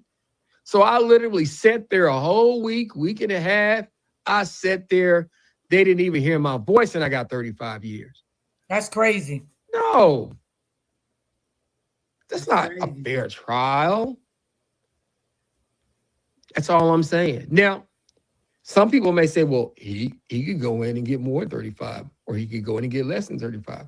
Yeah, he very well could. But at least he would have had this chance to speak. He didn't even speak. At all. It don't matter. Info about Austin came out too. The judge made his decision regardless. Doesn't matter if that info leaked. Okay. Calvin, could you help us to understand, like, what should we expect with the appeal process going forward? How many appeals? How long does it take? Those things. The appeal process, it usually is going to take anywhere from a year to 2 years when it comes to this kind of situation. There are going to be briefs that are going to be filed. There are going to be trial transcripts that are going to have to be taken to look at it. Usually, probably 90 to 120 days, Russell will actually file the appeal based on what he sees in the trial transcript. And then the court will take it under advisement, and they'll, along with other cases, be looking at stuff. But Russell will cite situations in the trial and certain decisions in the trial that he felt like his client's constitutional rights were violated. He'll probably point to no public trial. He'll probably point to that gentleman's agreement. He'll probably point to some of the bias stuff in terms of Judge Roach and his pre-making up his mind on the motion for new trial and some of the other things. And so those are the things that they'll point to. They may even point to some of the stuff in jury selection.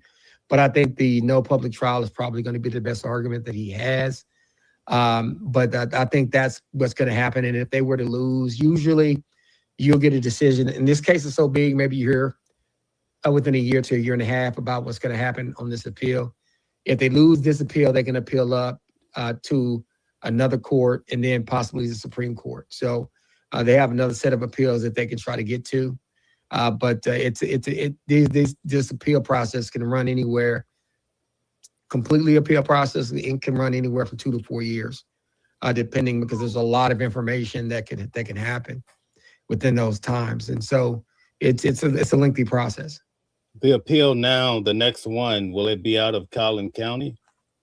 Yeah, they're going to appeal it out of Collin County. However, it won't be a Collin County judge deciding it. It'll be in the Fifth Circuit Court of Appeals. Will they move him to a different prison now, or that doesn't really factor in? They'll move him from Collin. They'll move him from Collin County back to probably somewhere in Texas. Wow, this is something. So if it goes all the way to the Supreme Court, I mean, is this something that you see happen a lot? Most cases don't get to the Supreme Court. I mean, very seldomly something will get to the Supreme Court. I don't know if this case is going to get there. I think one of the reasons why Russell made the open public trial argument is because that is something that maybe the Supreme Court might be interested in hearing. The way that the courtroom was closed down, the limited access, the way that the documents were done, those types of things. Uh, the court does not like when things like that are done. And that can be something that's bigger, that has more legs, that might get them up there. But it's Carmelo has a tough road to hoe, I'm going to be honest with you. Because without the no public trial argument, the gentleman's agreement may not get him to resolve. The ineffective assistance of counsel may not get him any resolve. Some of the other stuff, it may not get him any resolve. So, it's going to be very, very tough to get an appeal. But if anybody can do it, it's going to be Russell, because Russell's great at doing appeals. He's the person that I use. I'll tell people all the time, I have an appeal, Russell Wilson is the guy to call. Can you address the question? What does Attorney Johnson think of how background of Austin Metcalf, if heard by a jury, would impact? It could impact the jury, because when you think about how aggressive that young man had been in the past, and if he's been aggressive with Karmelo, that could lead to this young man feeling like he had to do a little bit more, as opposed to just being a hand combative, that he had a knife and maybe used a weapon. And so those are the things that they could look at, and with Austin being overly aggressive and being a trouble kid and getting in trouble, that's something that a jury could look at as well. That's something you can point to, So I think that's something that they could look at. All right. The Free Thinker says, could Russell bring up legal malpractice? He could. I don't know if he will. I think that would be more ineffective assistance of counsel, and that would be somebody not being effective as they could. Sometimes he couldn't make that argument. He might be forced into making that argument because of the gentleman's agreement, because most people will not do gentleman's agreements because it's off the record. And it's very dicey to do those agreements. That's why I wouldn't have done that, because it could lead to a complaint where somebody could say you're ineffective because you made one. I don't think he'll go there that strongly there, so I don't know. Okay, here's another question for you. Does he have to get new appeal lawyers now that the appeal has not been lost? The motion for new trial has been lost. So let's get that straight. The appeal has not been lost. The motion for new trial has been lost. Can the attorneys appeal decision not to have a new trial? They really don't do that a lot. It's that's a waste. They pretty much need to go ahead and get to the actual appeal now. Why would ineffective not be the strongest case for retrial? It doesn't make sense if you think. I mean, they asking him good questions over there. It's not that the attorney didn't do a good job. It's that the attorney has to do what they call a job that is just completely 1,000 below standards. Could somebody in this situation, knowing that his client has some very, very damaging information in his phone, make a gentleman's agreement? Would that be considered something that is malpractice or ineffective? If your client has some bad stuff in the phone, if he's been accused of stabbing somebody in the heart, and he has some very strong messages with his girlfriend about stabbing somebody, and you don't want that to come in, that's not something that was somebody say, your lawyer was, doing legal malpractice because he wanted a gentleman's agreement to keep that out. I would want to keep that out. Would I go as far as to doing a gentleman's agreement? I wouldn't do it. But is it reasonable to do a gentleman's agreement in that situation? I could see somebody doing it. I just wouldn't do it. Let me ask you this question. Based on what we know so far, let's say, for instance, as the twins did have a reputation for beating on people, let's say Karmelo knew it. And so he said, listen, I'm going to keep this on me just in case I'm attacked. Would that set him up for premeditated, or could he say he had it for self-defense? He can always say he had it for self-defense, but it wasn't supposed to be there, and then you're in their tent. So there's a lot of stuff to unwrap there. Like, if you know that these boys are kind of agitators, if they're kind of aggressive, why are you going in their tent anyway, right? So there are going to be questions about that. So I don't know if that gets him where he needs to be with that. Okay, here's a comment for you. The motion was to get things recorded and on record, which wasn't done in the original case. Let me break something down so y'all understand. The motion for new trial is a motion for new trial. On the appeal, they're only going to go on what happened in the original trial, not on the motion for the new trial. They're going to go on what happened in the original trial. So if it's not on the record in the original trial, they're not going to really consider it. Okay. But all the violations they admitted on the record, off the record, not objecting, off the record conversation with judges getting overturned. Let me help y'all so y'all understand this. Listen, I don't know where Carl or Trey went to law school at.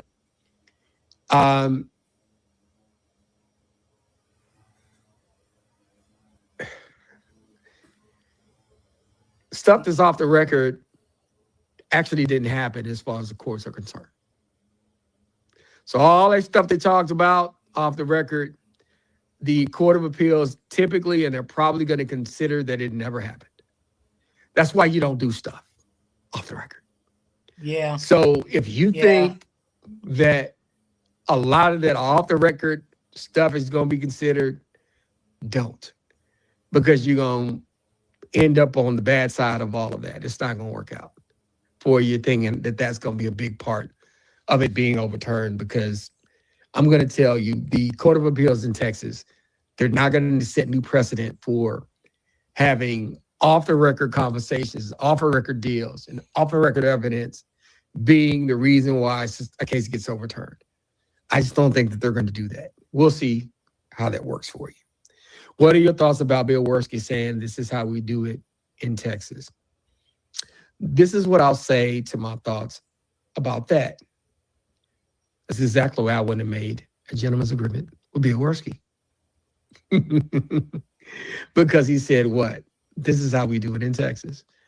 That's exactly why I wouldn't have made a gentleman's agreement with Bill Worski.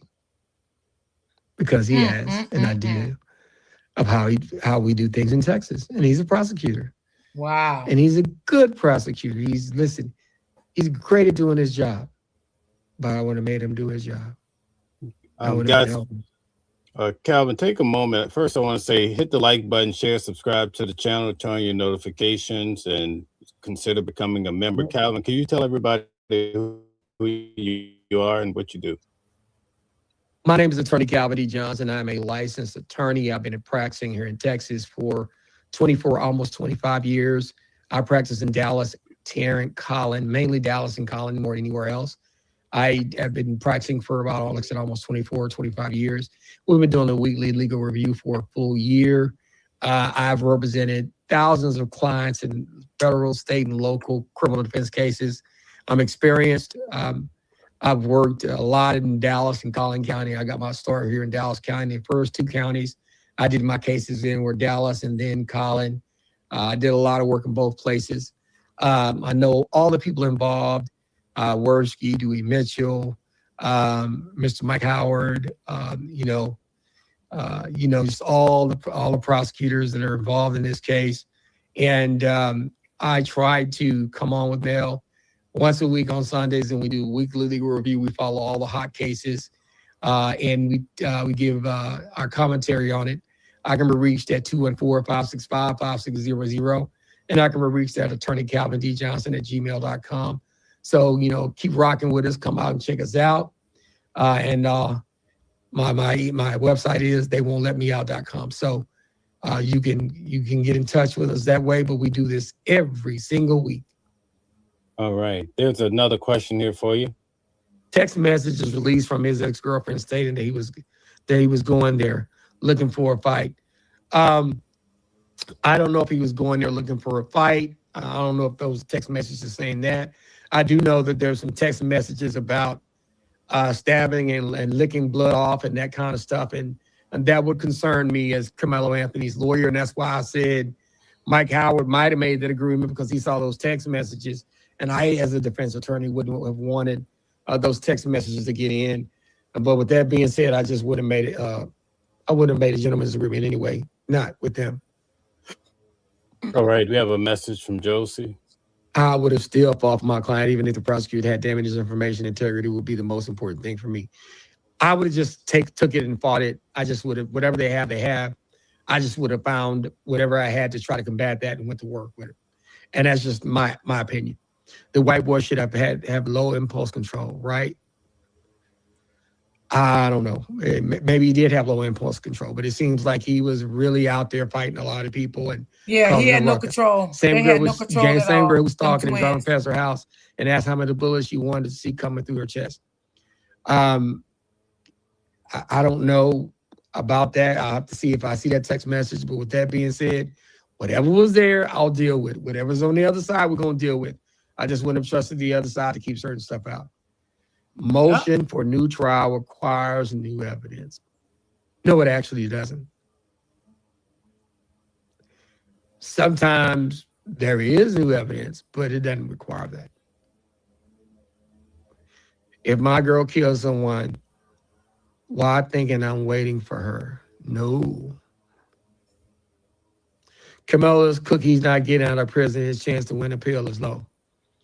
I always try to tell people, because of the way that this case was done, a lot of the stuff that would have been objected to, a lot of the stuff that could have happened, didn't happen because of the gentleman's agreement.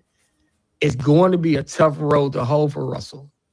But if somebody can do it, Russell can do it because he does a good job of appeals. But because of the way things were done, there were not a lot of objections. There was that gentleman agreement that kept a lot of stuff out that's not part of the record, so you're not going to really be able to lose that. The lack of a public trial is a big thing. The lack of the openness to the courtroom and people's access is a big thing. The way the documents filed are a big thing. But the gentleman's agreement and that stuff, a lot of stuff is going to be very, very hard for the Court of Appeals to give him a new trial. But whatever Russell files, if there's a way to get him a new trial, Russell is going to do the best job at trying to find that. Do you appeal cases? No, I send my appeals to Russell Wilson. They should have not been acting like the police. So I don't know. Karmelo having texts that say he's itching to stab somebody and then stabbing his buddy a couple hours later, he's cooked. Hey, I get it. And that's probably why Mike made the gentleman's agreement. And that's understandable in a sense. But me, I wouldn't have made the gentleman's agreement with the people in that particular case. Attorney Johnson, do you think Karmelo's sentence was excessive given the circumstances in trial? I think I've seen other young men in similar situations get 5 or 10 years and 15 years. I think 35 years is a bit much. Yes, I agree. That's just absolutely. That was a lot. We need text messages with context. It said he was playing Call of Duty. I don't know. Who knows?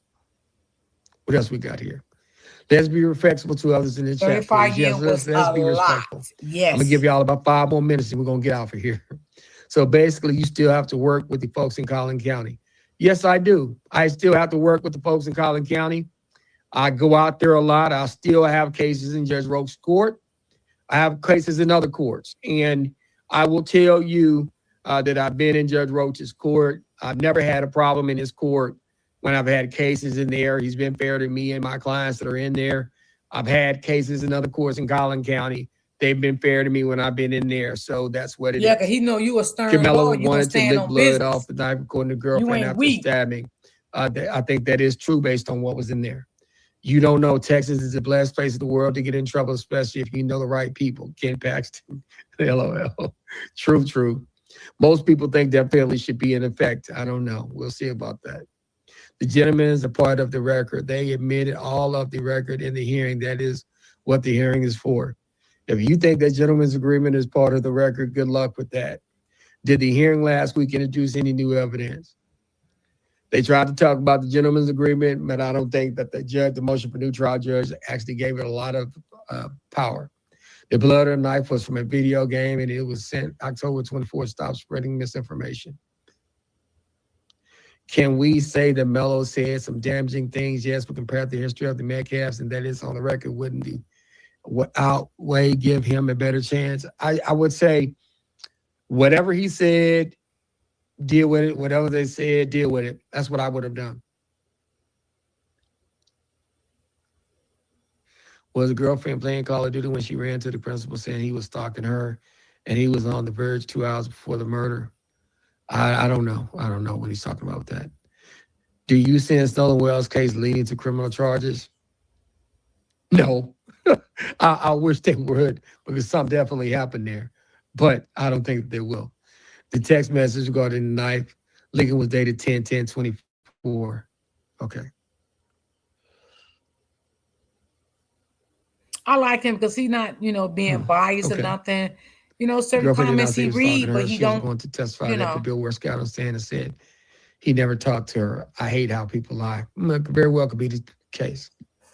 Okay, very good, Calvin. Thank you very much for coming on today. I really do appreciate it. Could you take a few moments and close us out for the week?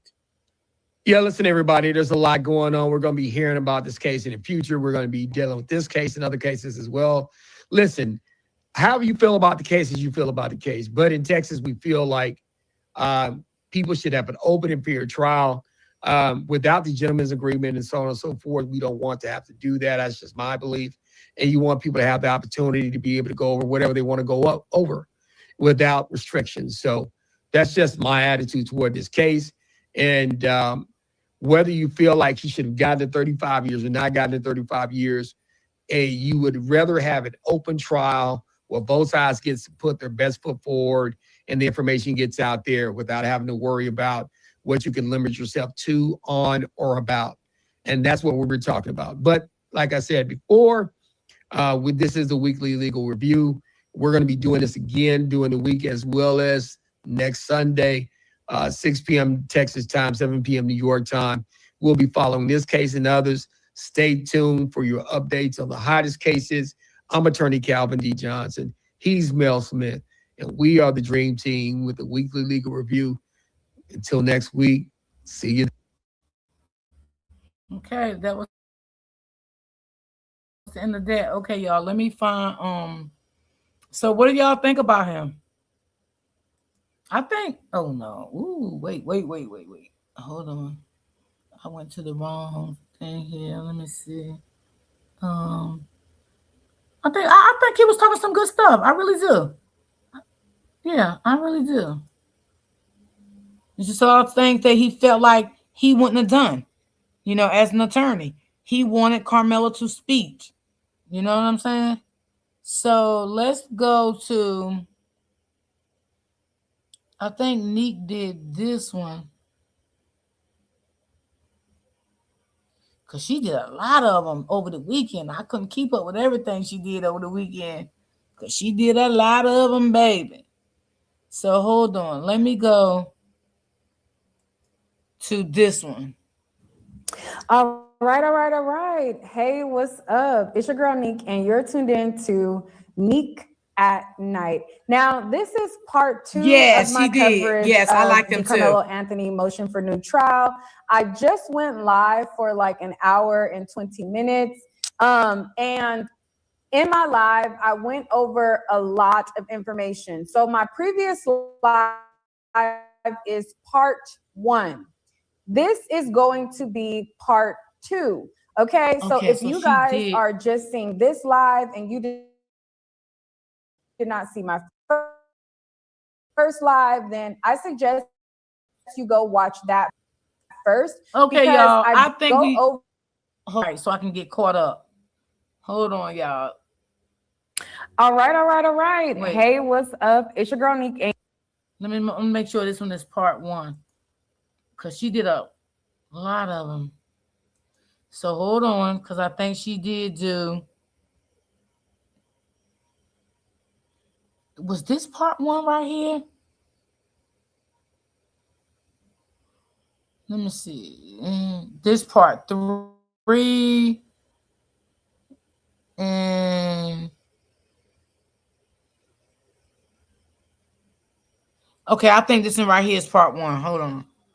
And this is your girl Neek at Night, and today's video I am reporting live on location from the Next Generation Action Network office. They provided me the office space to do my live, and hopefully everything is looking good. I can't check the sound, but hopefully everything also is sounding good.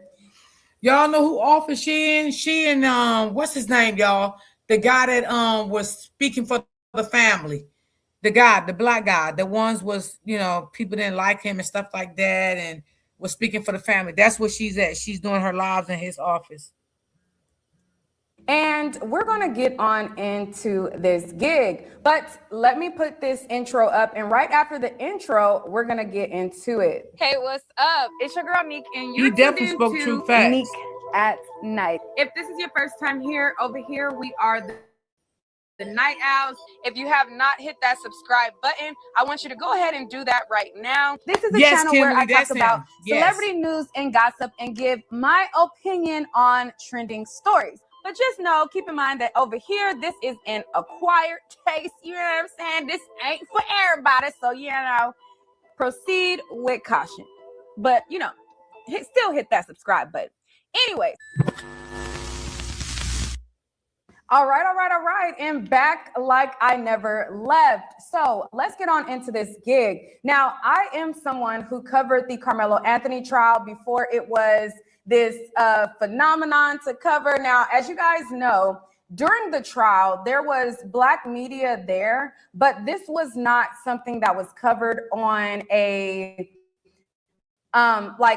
like as you see the coverage that Nolan Wells is getting, and it's just like everywhere. Well, when the trial started for Karmelo Anthony, it wasn't that much coverage as far as like round the clock coverage. Now, you did have some local stations in Dallas, and you had social media influencers like Queen Sheba, Gerald from the NC Beat, and the Public Opinion Court, so on and so forth, all covering the trial. If I, missed out your name, it's no diss, but I'm just trying to run on in there. Pretty Girl News, her friend Beverly, everybody that was down there.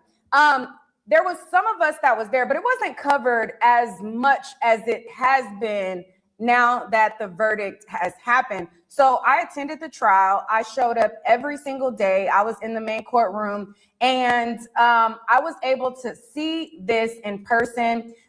It was heartbreaking to witness what was going on with the witnesses and how their stories were so inconsistent.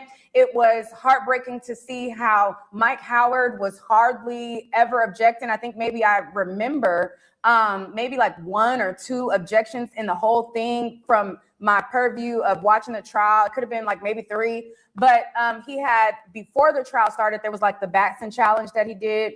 But during the trial, I'd hardly ever seen him like bringing the conversation back to self-defense. Bill Werski would always end everything with who provoked Karmelo? Was it self-defense? And he was asking a lot of the students that were testifying to offer a legal conclusion. And Mike Howard was supposed to object on the fact of them, giving a legal conclusion or a legal thing without challenging their knowledge of it, or without challenging, do you know what self-defense is? Define to me what self-defense is. How do you define somebody being an aggressor? Like, he never probed anymore. So like, I was watching it, and day by day, my heart was breaking for Karmelo, thinking, oh my God, this is a literal railroad that's happening. I agree with now, her. we got to the verdict, and he was sentenced to 35 years.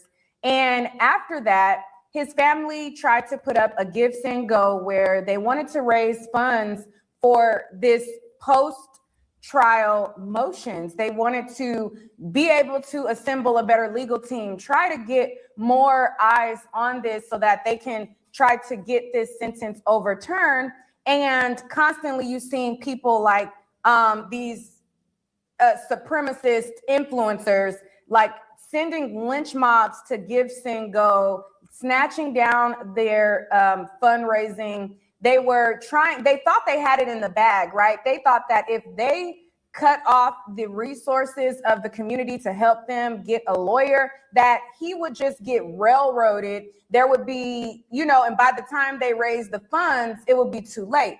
Well, the dream team saw this happening. They said, you know what? We'll do you a solid and we will represent you for free. We'll come in with these highly experienced, trained lawyers. We're going to provide our services pro bono. And they got right to action. Immediately, I got a call from Russell Wilson to give him my knowledge of the trial. He was boots like on the ground trying to figure out what was going on, what's the background information of the trial. He reached out to so many people, got statements. They started like an investigation and really start digging into this thing so that Karmelo could get a fair shake. So this week I am in Dallas and I attended his motion for new trial, and I also attended the motion to recuse the judge. Now, the motion to recuse the judge happened first on August 19th, and it was a pretty quick hearing. Basically, they played the 18-minute interview that he did with WFAA. They showed how the judge, just 2 days after the verdict, had all of these statements that looked like a biased judge who would then have to rule on the motion for new trial. He would have to still do rulings in this case. And from his statements that he did on that interview, it looked like he was extremely biased. So Russell Wilson and his extraordinary team got into action and they said, listen, we want to recuse the judge. We want a motion for new trial, etc. Now, as soon as they put in these motions, you saw again these supremacist influencers sending lynch mobs and hate to everybody covering the case. Anybody who they felt was in support of Karmelo, they would flood people, try to like give all these threats, try to back everybody down from getting justice for Karmelo Anthony. But that didn't stop the dream team. There was so many people who said that it's impossible. There's no way that Judge Roach will be recused. He will not be recused at all. There's zero chance of it. It's not going to happen. It won't happen. Blah, blah, blah, blah, blah. There was so much, oh yeah, we're confident. It was so much cockiness from the other side that it almost started to be a little disgusting, if you will. But the dream team got busy. They got in there, they got to work, and boom, the judge was recused, okay? Then the dream team also started the motion for new trial. Now, the motion for new trial is started on August 20th. So in order to be in the main courtroom where the proceedings happen, they gave 40 tickets out for the public. The seats of the 40 seats, by 5 a.m. in the morning, all of those seats were gone. So if you did not get to the courthouse at 5 a.m. or, 3 a.m. between 3 a.m. and 5 a.m. to secure your spot, then they had the overflow room. So anybody else who wasn't in the main courtroom, then they went into the overflow room. Now, on the first day, I was number 7. The second day, for the recusal, I was like number 7. I got to the courthouse, I want to say like right at 4 a.m. and I was already number 7. Then the day the motion for new trial started, I was there bright and early again. I think I was like number 12 that day. Now, by yesterday, I was exhausted because I was like going. Now, the motion for new trial was a long proceeding. We got there 4 a.m. It started at 9 a.m. And then we didn't get out of the courthouse until 6. I had to go to my Airbnb, get situated, get food, settle in. And then by the time I did my live, and go to sleep, it was time to be back up for the next day. So yesterday, a lot of you guys reached out to me because I did not do a live in the morning. I didn't do a live during lunch, and I didn't do a live after court because let me tell you, I was literally running off of fumes. But it was very important for me to witness the motion for new trial, and I wanted to be in the main courtroom because even though you hear everything in the overflow room, you just get to really feel it when you're there and you see them. Because when you're in the overflow room, it's similar to like when trials are streamed online. Like, let's say I was at home, right? And I watched the YSL trial. It's kind of like you watching a live stream. But when you're there and you're in the courtroom and you see like all of the stuff that the cameras don't catch, you really get a sense of the full picture. And I wanted to be able to describe to you guys the full picture. So for the first day of the motion for new trial, and as you guys come on in, I see you guys with your purple hearts. Hey, y'all. I see you guys in the chat. Make sure you like the video. Also, make sure you guys hype the video, share the video. Okay, we need you guys to share the video. Make sure that I'm in the algorithm. But all right, so let me just I'm gonna just try to give you guys some quick behind the scenes stuff really quick, and then we're gonna get into the important stuff. So first day, Jeff Metcalf, he comes in and he's wobbling around, and he looks over because they kind of put some distance between the people that was coming in the public and when they escorted the family in. So the family goes in, and one thing that I will say, even though I stick by my opinion where I feel like Megan and Jeff raised some very horrible humans. However, one credit that I can give Megan Metcalf is the fact that she's not there for the circus, right? She's not there for the hoopla. She's there to witness proceedings that pertain to her baby. She goes in the courtroom. She's not trying to mad dog people. She's not trying to eye people. She's not there for the BS. She just there to go. It got to do with my son. I'm there. I'm showing up, whatever. Jeff Metcalf is a total, you know what, and you see why the kids ended up how they ended up. Jeff Metcalf, from the first day he got there, he was eyeing us, right? Like he walks in, he's looking at us up and down or whatever, and then he's laughing wobbling as he trying to shift through security and looking at us just childish. This is something serious, okay?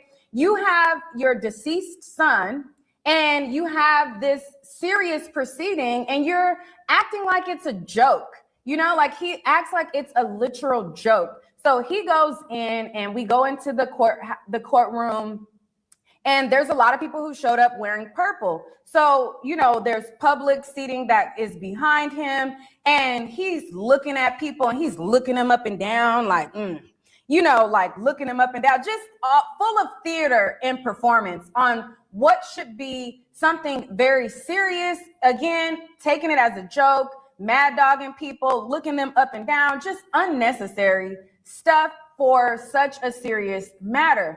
So he's doing all of that stuff. It continued every single day. Every single day he had BS that he was doing, looking at people, looking at them up, just craziness. And he's the only one that was with this foolishness. Again, like I said, even though I think that in order to raise these racist individuals, it has to come, I feel like the root comes from the parents, and whether his mother is also a racist or not, she's not with that foolishness. So I just want to make that clear in the distinction that Jeff Metcalf is a lone wolf that is just a tyrant. Now, throughout this proceeding, he has been trying to taunt Dominique Alexander, who is the activist that has been speaking out on behalf of the Karmelo Anthony family. So on one of the days, he went up and he was like, say it to my face, as it pertains to Dominique Alexander. And so I guess yesterday he went into Dominique Alexander's inbox and he was basically threatening him that he's going to do something to him. Oh, yeah. Did y'all hear about that? I seen that on Facebook. Yeah, I seen that on Facebook. Somebody was talking about that he went into his inbox and left him a threatening message right after the court one day last week, after one of the court dates, the court hearings. Now, I want to make something clear. Jeff Metcalf did not message me. There was a mix-up, right? Because my name is Neek at Night and Dominique Alexander's name is Dominique. when I reposted the message that he sent to Dominique Alexander, people thought that he was threatening me. Okay, so I just wanted to make that clear that the message that I reposted, because there was some people that picked it up. See, that's the and message, they thought y'all. that he was threatening me, but it was somebody else. So this is the screenshot that I posted. I put message Jeff sent to Dominique Alexander. My name is not Dominique. But again, I think when people saw that, they assumed that I was saying message that he sent to me, but I put message Jeff sent to Dominique Alexander. And as you can see, this is the DM. He says, say it to my face, you're a coward. Called you out, because he called him out at the courthouse. Called you out and you slither away. When the denied ruling is issued, you going to have another press conference, ? I promise to attend. See you around. So if you guys know anything about, you guys say I'm echoing. It's echoey in the in the what do you say? The office. So if there is an echo, Yeah, it's probably coming from I'm her sorry. location. There's nothing really I could do about it, but hopefully it doesn't sound too bad. Matter of fact, let me pull up my live before I go any further. Let's see, because I can't really. And I agree with Neek. I think that the wife, with the ex-wife, is not there for the drama. She just come there, hey, for the new trial or whatever. I think that her kid's father, the twins, they was thugs like their dad. Yeah, they was thugs just like their dad. The twins couldn't help themselves because they was just like their dad. They got all that thuggishness and hatefulness and evilness. All that came from the dads. Yeah. And the mom probably had to put up with all of it until they beat her head in and shit. Do anything about the echo. It's like the acoustics in the room. Let me see. Because I can't really do anything about the echo. It's like the acoustics in the room. It's fine. Okay. Yeah, I can't do anything about that. So, all right. So, what was I saying? So, basically, he's been acting a stone cold fool. So, if you guys know anything about this case, right? They tried to vilify Karmelo Anthony's family because Jeff Metcalf was escorted out of the press conference that they had. So when this situation first started, the family did a press conference. Jeff Metcalf showed up. Who knows what his intentions are, because he's raising these thugs, and that I'm sure the apple doesn't fall far from the tree. They have all of these assaults on women, all of this violence, choking their mama out, hitting people, all of this stuff. So who knows what he's capable of, because he raised them. That is so true. And Karmelo Anthony's family escorted him out. Well, all over Collins County, they basically vilified the Anthony family because they escorted him out, because I don't know if you're coming in good faith or not. I don't know what your intentions are. And as we see how he's threatening people and he's threatening to show up at the next press conference, who knows what this man is capable of? He acted a stone cold fool up at that courthouse, okay? Trying to get a reaction, trying to cause fights, trying to do stuff. The same thug behavior that we saw mentioned in the motion for new trial is the same thug behavior that he exhibited at that courthouse, and he's threatening. Like, because what is this? Telling people like, oh yeah, I'm gonna show up. What you gonna do? Like, I'm gonna show up at the next one. These people are dangerous. Okay, they like to act like they are not, but they're dangerous. Now, another thing that I also want to mention as well, the guy who was with Sarah, he has been coming to the courthouse as well, right? So he has been coming to the courthouse. One of the days he started to try to start a fight with my security. So I had a member of the new Black Panther Party provide security for me. So if you guys know anything about that situation, they sent Proud Boys up there to try to intimidate me during the trial. It was a very emotional thing for me just because I didn't have faith that if they tried to do something to me, that the sheriffs would assist. Like they were allowing Sarah to create all of these fake false narratives online, target anybody that was Black up there. They were letting her reign supreme on everybody, doxing people. She was doing all kind of foul stuff during the trial, and it was going unchecked. She was able to do it. And while she was doing it, she was playing victim on it. Mm-hmm. She had her little goon, Sippy, there also, going hand in hand. Now, Sippy, he was there, and in the morning, the first day for the recusal, my security, we were like a couple people in line from him. So there was kind of like some distance between us. The second day, he was next in line. So the new Black Panther Party, I reached out. I said, hey, I'm probably going to need security. You can't trust what these people are capable of. Even though when I look at him, he looks like a little punk and a little coward. Like he could never actually make direct eye contact. And that's most of the time, that's kind of telling when somebody's like a literal punk and a coward. Like they can never really look at you dead in the eye. But That's even true. though like I'm looking at him and I think he's a punk and a coward, those are the main people who will hurt you, and you never know what they're capable of. So I reached out to the new Black Panther Party. There was questions people asked, and they were like, hey, Neek, like, are you a Black Panther? And I'm like, no, I'm not a Black Panther. But I reached out to them because they were there to offer protection to anybody that was Black at the Karmelo Anthony trial that was being targeted the first time. And so I reached out. I said, hey, there's going to be this new hearing. I'm probably going to need security. And they said, no problem. We'll provide you with a full security detail. We will have you covered from the time you get off the plane to the time you leave here, you'll be straight. So that was really I got nice. a security person assigned to me. And the second day, he was next in line. He already is aware of all of the stuff that Sarah and them have been doing online, all of the BS that they've been doing. So in line, it was me, it was my security, and then it was Sippy. So clearly he's not going to turn his back to Sippy.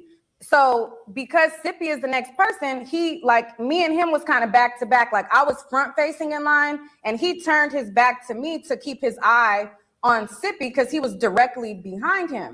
So Sippy's looking at him and he's like, oh, you need to turn around, dude. Like, you ain't nothing but a racist. You're a racist. You ain't nothing but a racist. Like trying to taunt him, like trying to like look and go up, trying to get a reaction. These people are relentless, and then they go online and act like they're the victim. So it's very important that we, let people know how they operate. But I'm going to try to stream it along. So the reason why I'm also bringing him up is Donat, even though Donat is an op, he was able to catch what they were saying on one of their court recaps.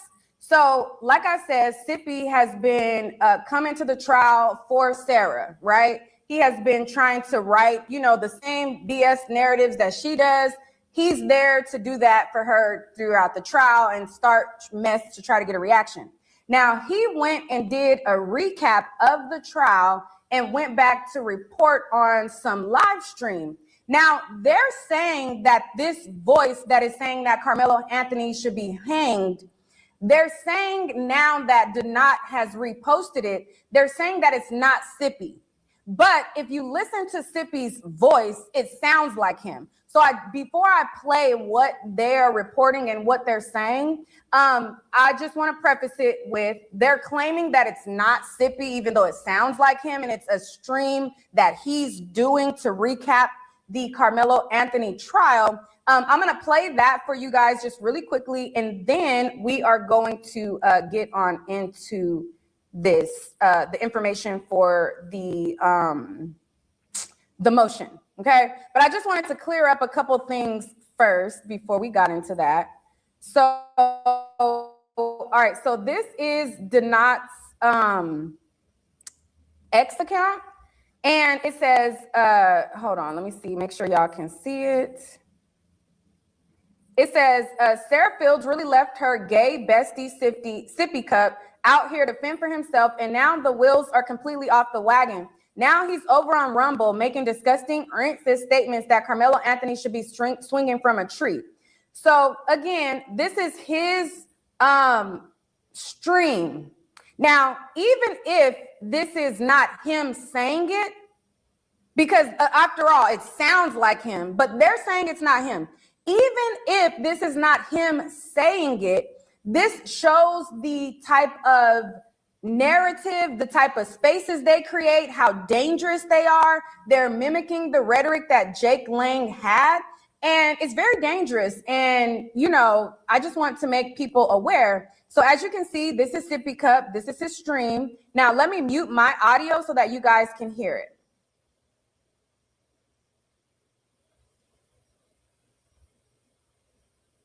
This is psychopathic.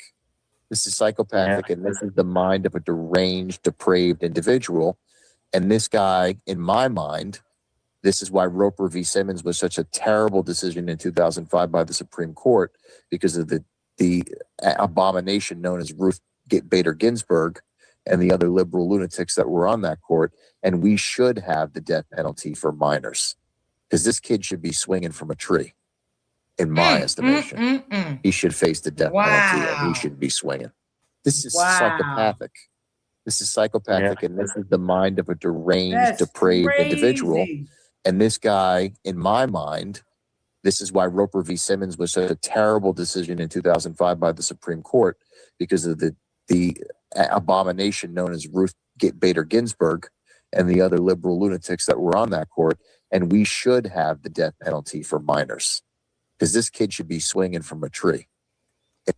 Did y'all hear that? Did y'all hear that? That is something to say. In my estimation, he should face the death penalty, and he should be swinging. This is psychopathic.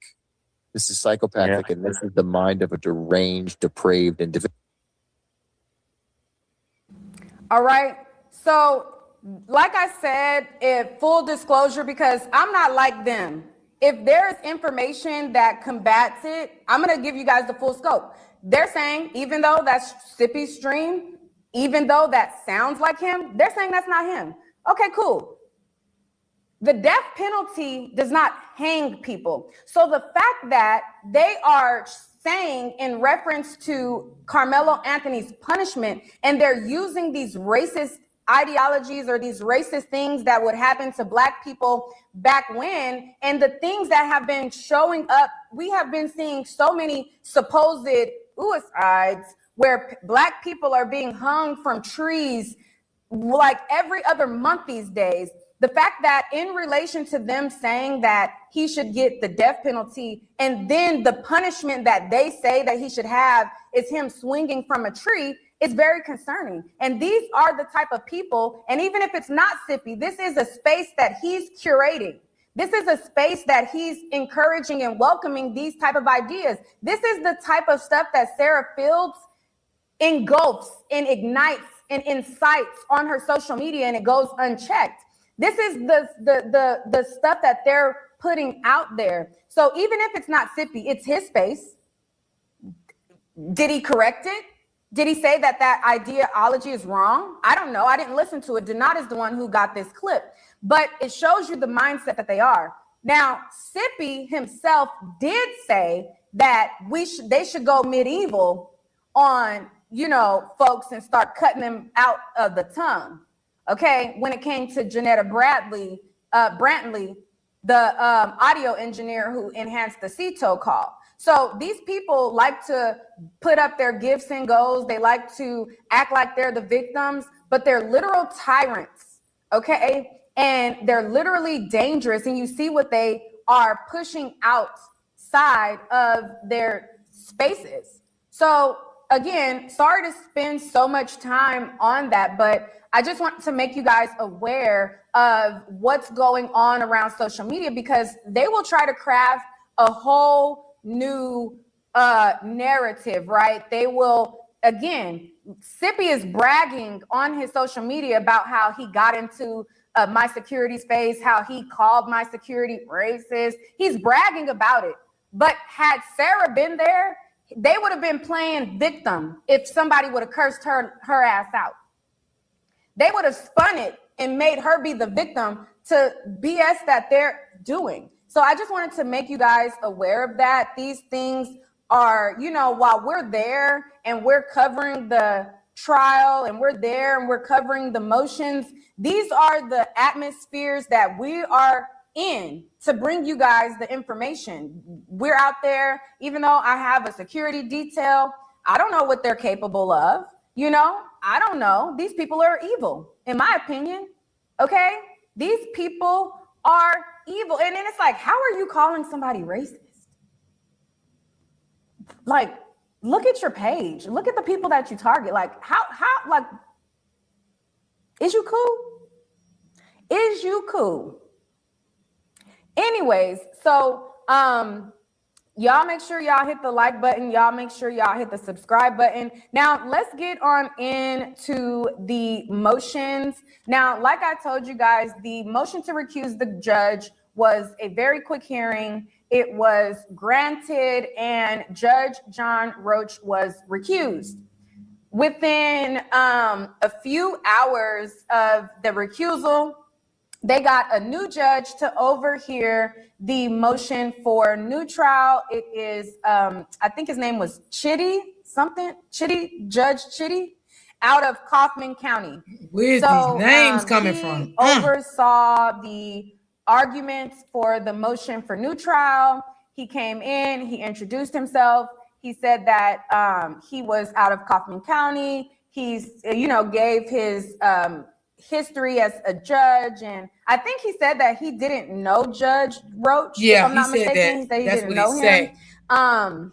Let me look at my notes really quickly. He said that he didn't. I believe he said he didn't know him. Mm-hmm. He said that.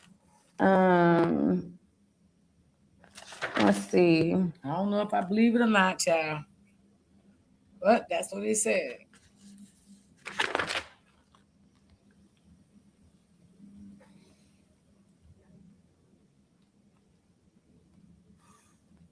I wrote it down somewhere, but I believe he said that he didn't know him, but whatever. So anyways, all right. So during the motion for new trial, there was several witnesses that took the stand to basically tell their experience throughout this trial. One of the first witnesses that was called to testify was a Black man by the name of Derek Jackson. Derek Jackson was the public information officer, and he was overseeing the operational things and the public relations of the Karmelo Anthony trial.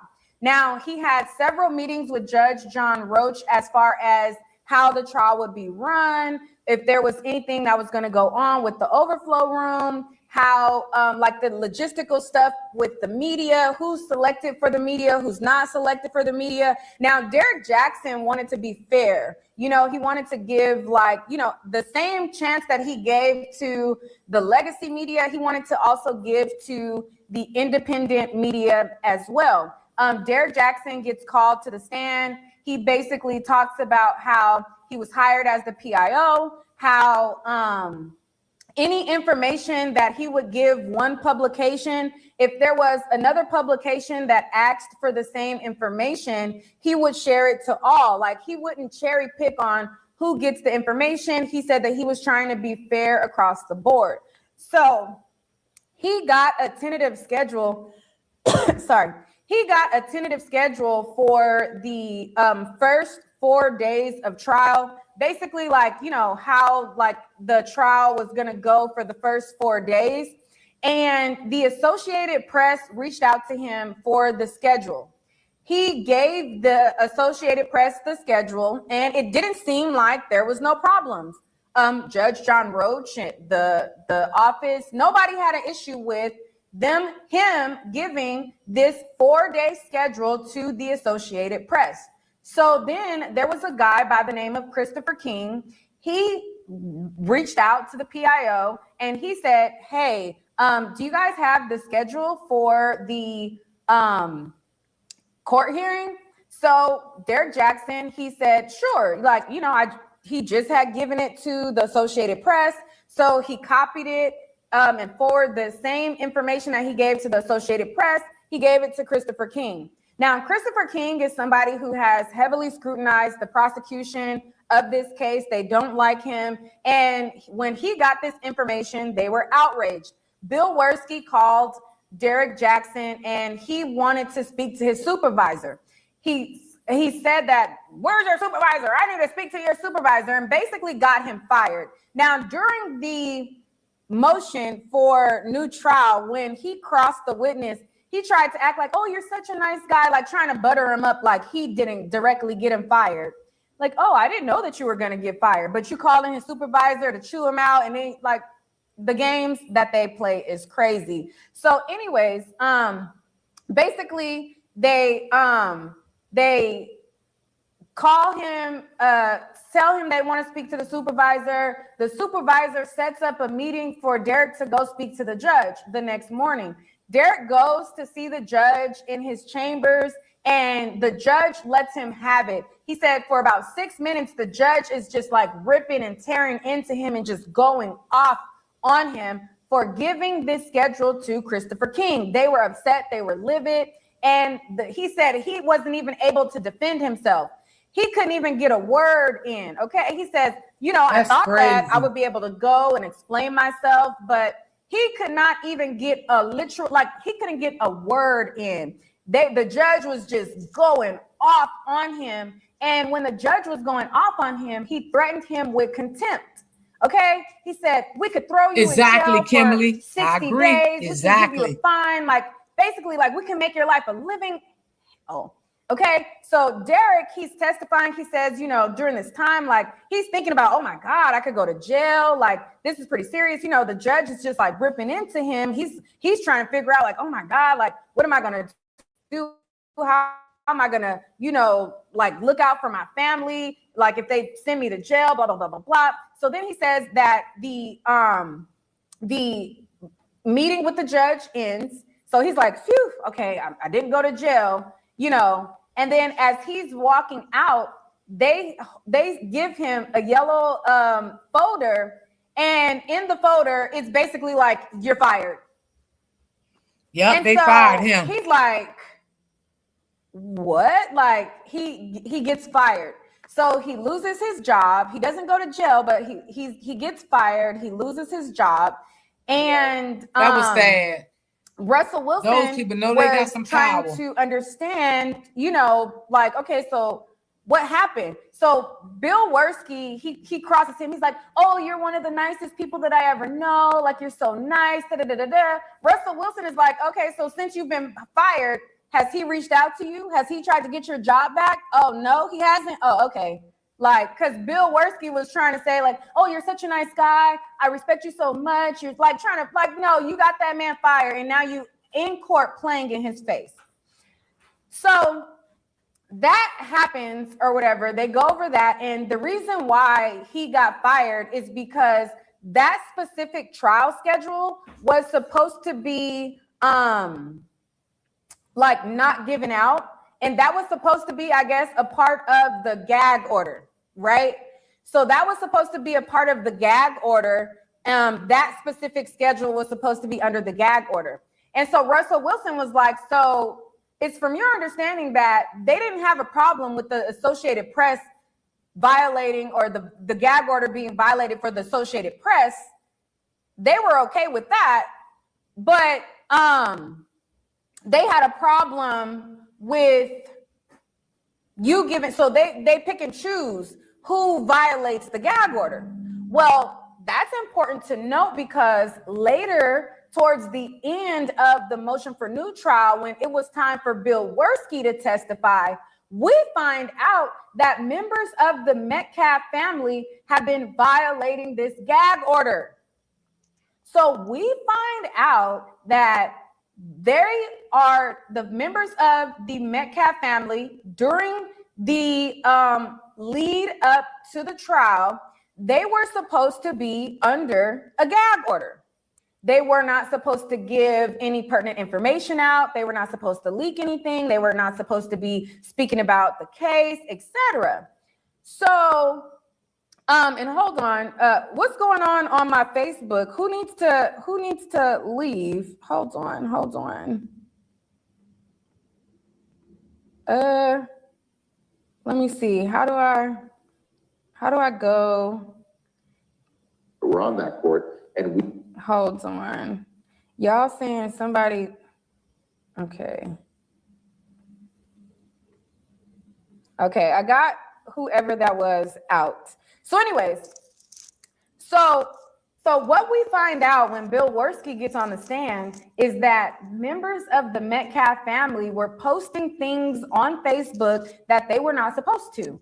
They were violating the gag order, okay? They were violating the gag order. Now, Derek Jackson, he gets threatened with contempt of court. He gets threatened that he's gonna be put to jail. He gets fired from his job. Okay, he loses his livelihood for a trial schedule that was an honest mistake. The Metcalf family is outright, intentionally violating the gag order. They're posting stuff on Facebook that they're not supposed to post. Does that get put in the record? No. Do they get threatened with jail or contempt of court? No. So basically what happened was when this matter got sent to the judge, he felt sympathy for the Metcalf family and the optics. They didn't want the optics of putting family members of a grieving family in jail. So this family member who violated the gag order, they didn't get the same threats that the black man got, who gave an honest mistake. They are coddled because they're family members of the victim, okay? And I say the victim with air quotes because even though he lost his life, you know, just because you lose in the fight, you know what I mean?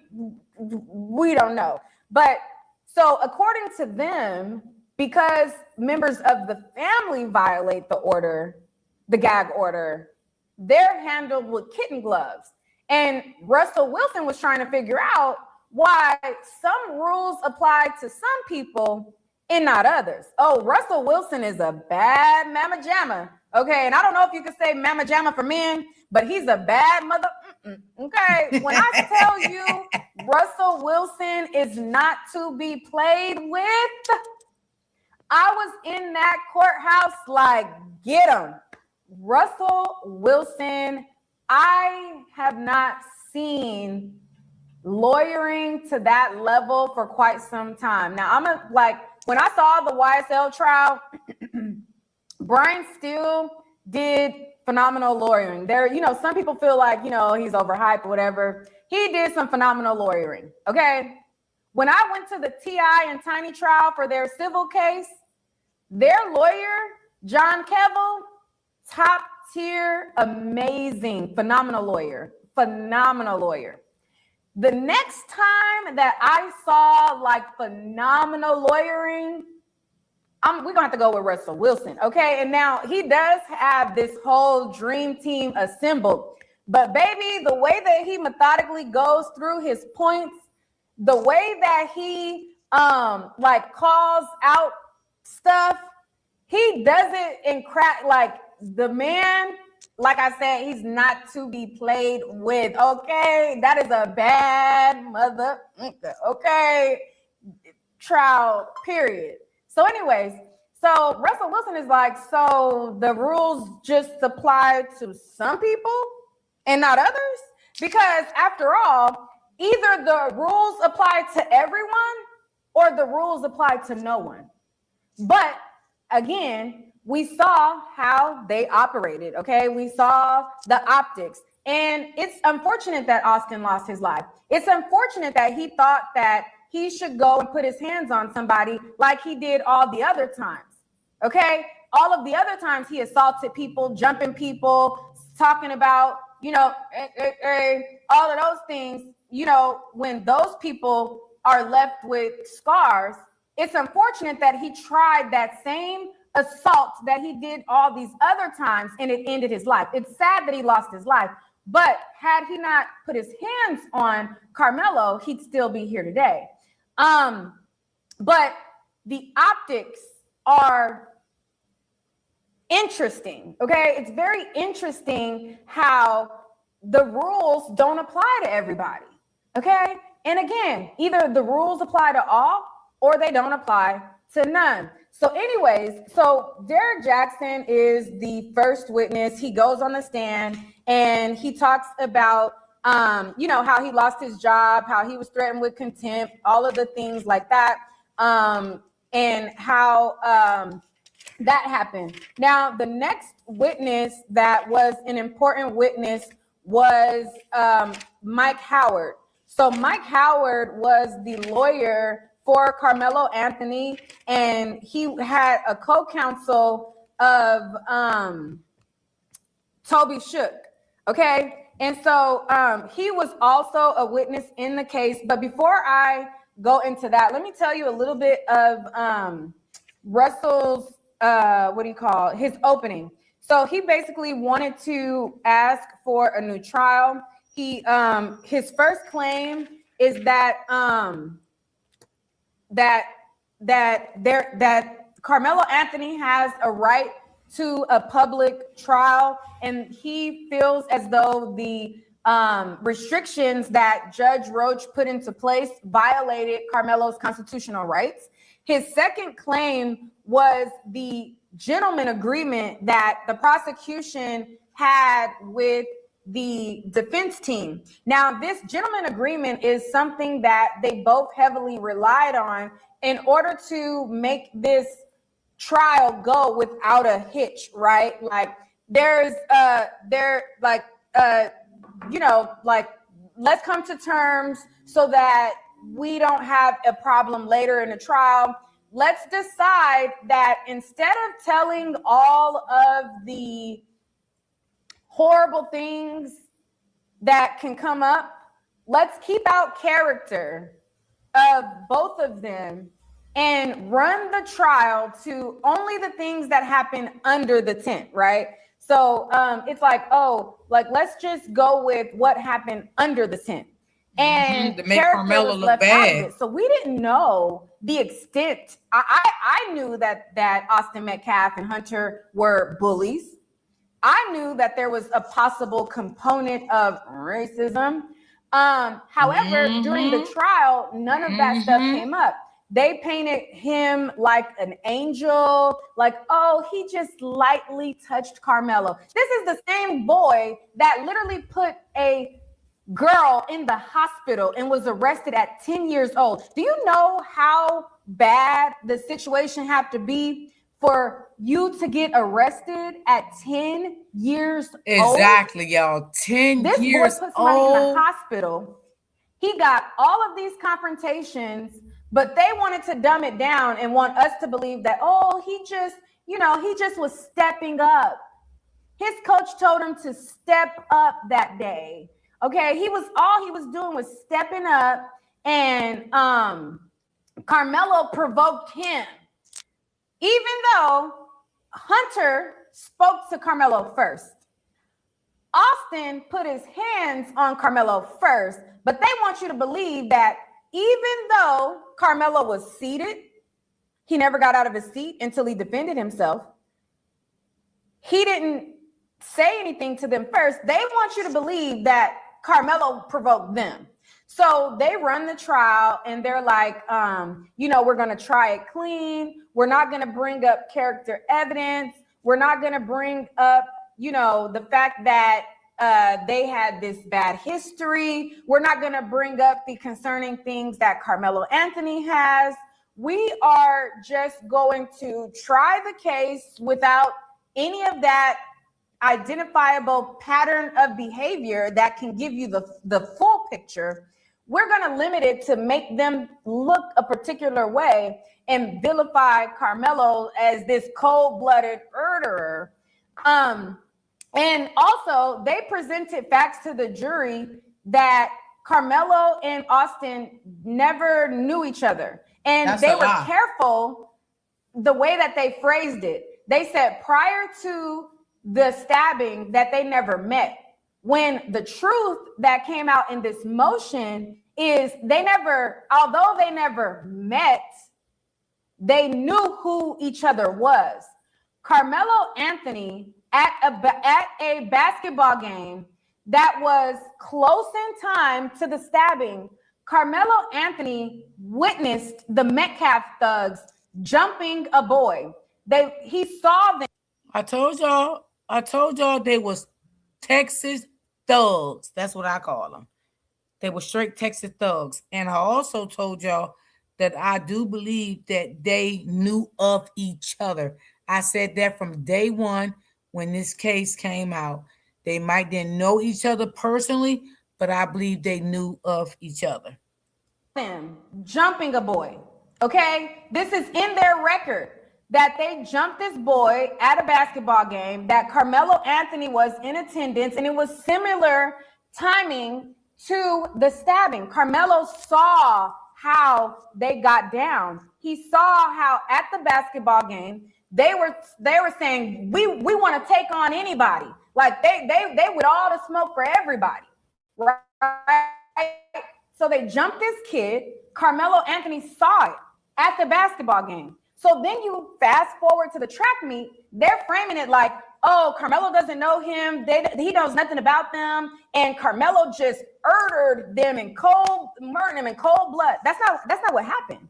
And so this gentleman agreement that they came up with, it took out all of the important background information on the twins. It took out all of the important information that told the full picture. Now, yes, Karmelo did have some concerning things in his phone, and I'm not one of those people that's going to not call a spade a spade. Some of the stuff in his phone, now, Karmelo, come on now. Some of that stuff now was she crazy. I like her. Karmelo has some concerning stuff in his phone, but so they thought, okay, well, there's this toxic stuff that he's sending his girlfriend. You know how him and his girlfriend are talking, and they got some toxic stuff in there. And they're like, they can use this to frame it a particular way. He has this text message where he says that he's going to stab somebody and lick the blood off the blade, and this was a situation where there was a stabbing, and like that. So they decided, okay, the Metcalf thugs have all of these actual assaults, right? Because let's be clear, okay? The supremacist mob, they want you to believe that the optics between Karmelo and these Metcalf thugs are the same. It is not. Y'all, don't she sound like me? And she's right. I keep telling y'all, them thugs and Karmelo's situation is different. Karmelo never got arrested. Those text messages were back in 2023, 2024. Everything these thugs have done, they have been arrested, beating the hell out of their mama, putting their mama head through the washing machine and dryer, all this racist stuff, and breaking his daddy arm and threatening his daddy and saying he gonna smack his daddy and calling the teacher a bitch. All this recent shit from them thugs. Not. Where Karmelo has text messages of a kid just, and some of it looked like rap lyrics. Let's be so for real here, okay? When they were cherry picking certain stuff that they were putting on the screen, some of that stuff looked like rap lyrics. And it looked like some stuff that was taken out of context. Other messages look like, now, I don't know if y'all got kids, but I do. my daughter is on her phone all the time. So what my daughter will do is she will be on like a game and they will text stuff that's going on in the game. And let me see if I could open up this door because maybe it'll alleviate if I open it up a little bit, some of the echo. So hold on 1 second. Maybe if I open up the this, it'll take away some of the echo. Let me see.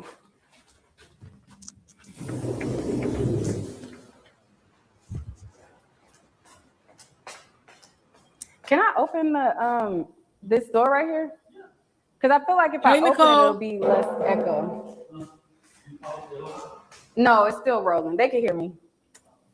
I was just saying if I open this, some of the sound echo probably go out. Okay. I don't know if that works, but all right, I'm back. All right, so it's still echoing, so never mind. It didn't help. I thought it would help a little bit, but so anyways, so where was I at? Dang, I'm so bad at multitasking. What was the last thing that I said? Yeah, because I kind of figured that's the way it goes with the games. You know, they text each other with the games and stuff. You know, I kind of figured that. And that could have been a lot of that, you know, with the games. And like I said, y'all, maybe wonder if Karmelo mom, you know, knew the things that he was, you know, playing, you know, saying with the games. It might not been the way they was putting it in the courthouse. You know what I'm saying? It could have been just like Neek saying, you know, he's having fun. He's excited. He's playing the game. It probably had nothing to do with what went on with this incident at the school. And this is what I believe. But they used it against him because it was in his phone. And like I said again, maybe they probably told his mom what they seen in the phone, but the lady probably wasn't actually showed anything. She was just told. And maybe one day she will come out and say that she never seen anything. She was told that. Because that's just my belief. Darn it. The text messages. I think I was talking about the text messages. What yeah, was the last Latte. thing I said? Oh, the messages. Oh, okay. The gaming. Sorry. Okay, so I don't know if you guys have kids, but some of the text messages that they were cherry picking to try to make Karmelo look like this bad kid. Yeah, I said that, y'all. Didn't I say that? You It's should trying have to make saw it look like bad. when they were putting it on the screen. They were like picking like just one sentence and putting it on the screen, but like the whole text thread wasn't there, right? So they were cherry picking certain things. They did this in the YSL trial. And I get what she's saying, y'all. So it probably was about the game, right?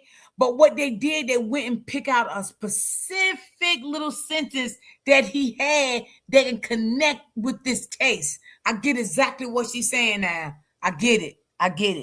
Do y'all get what she's saying?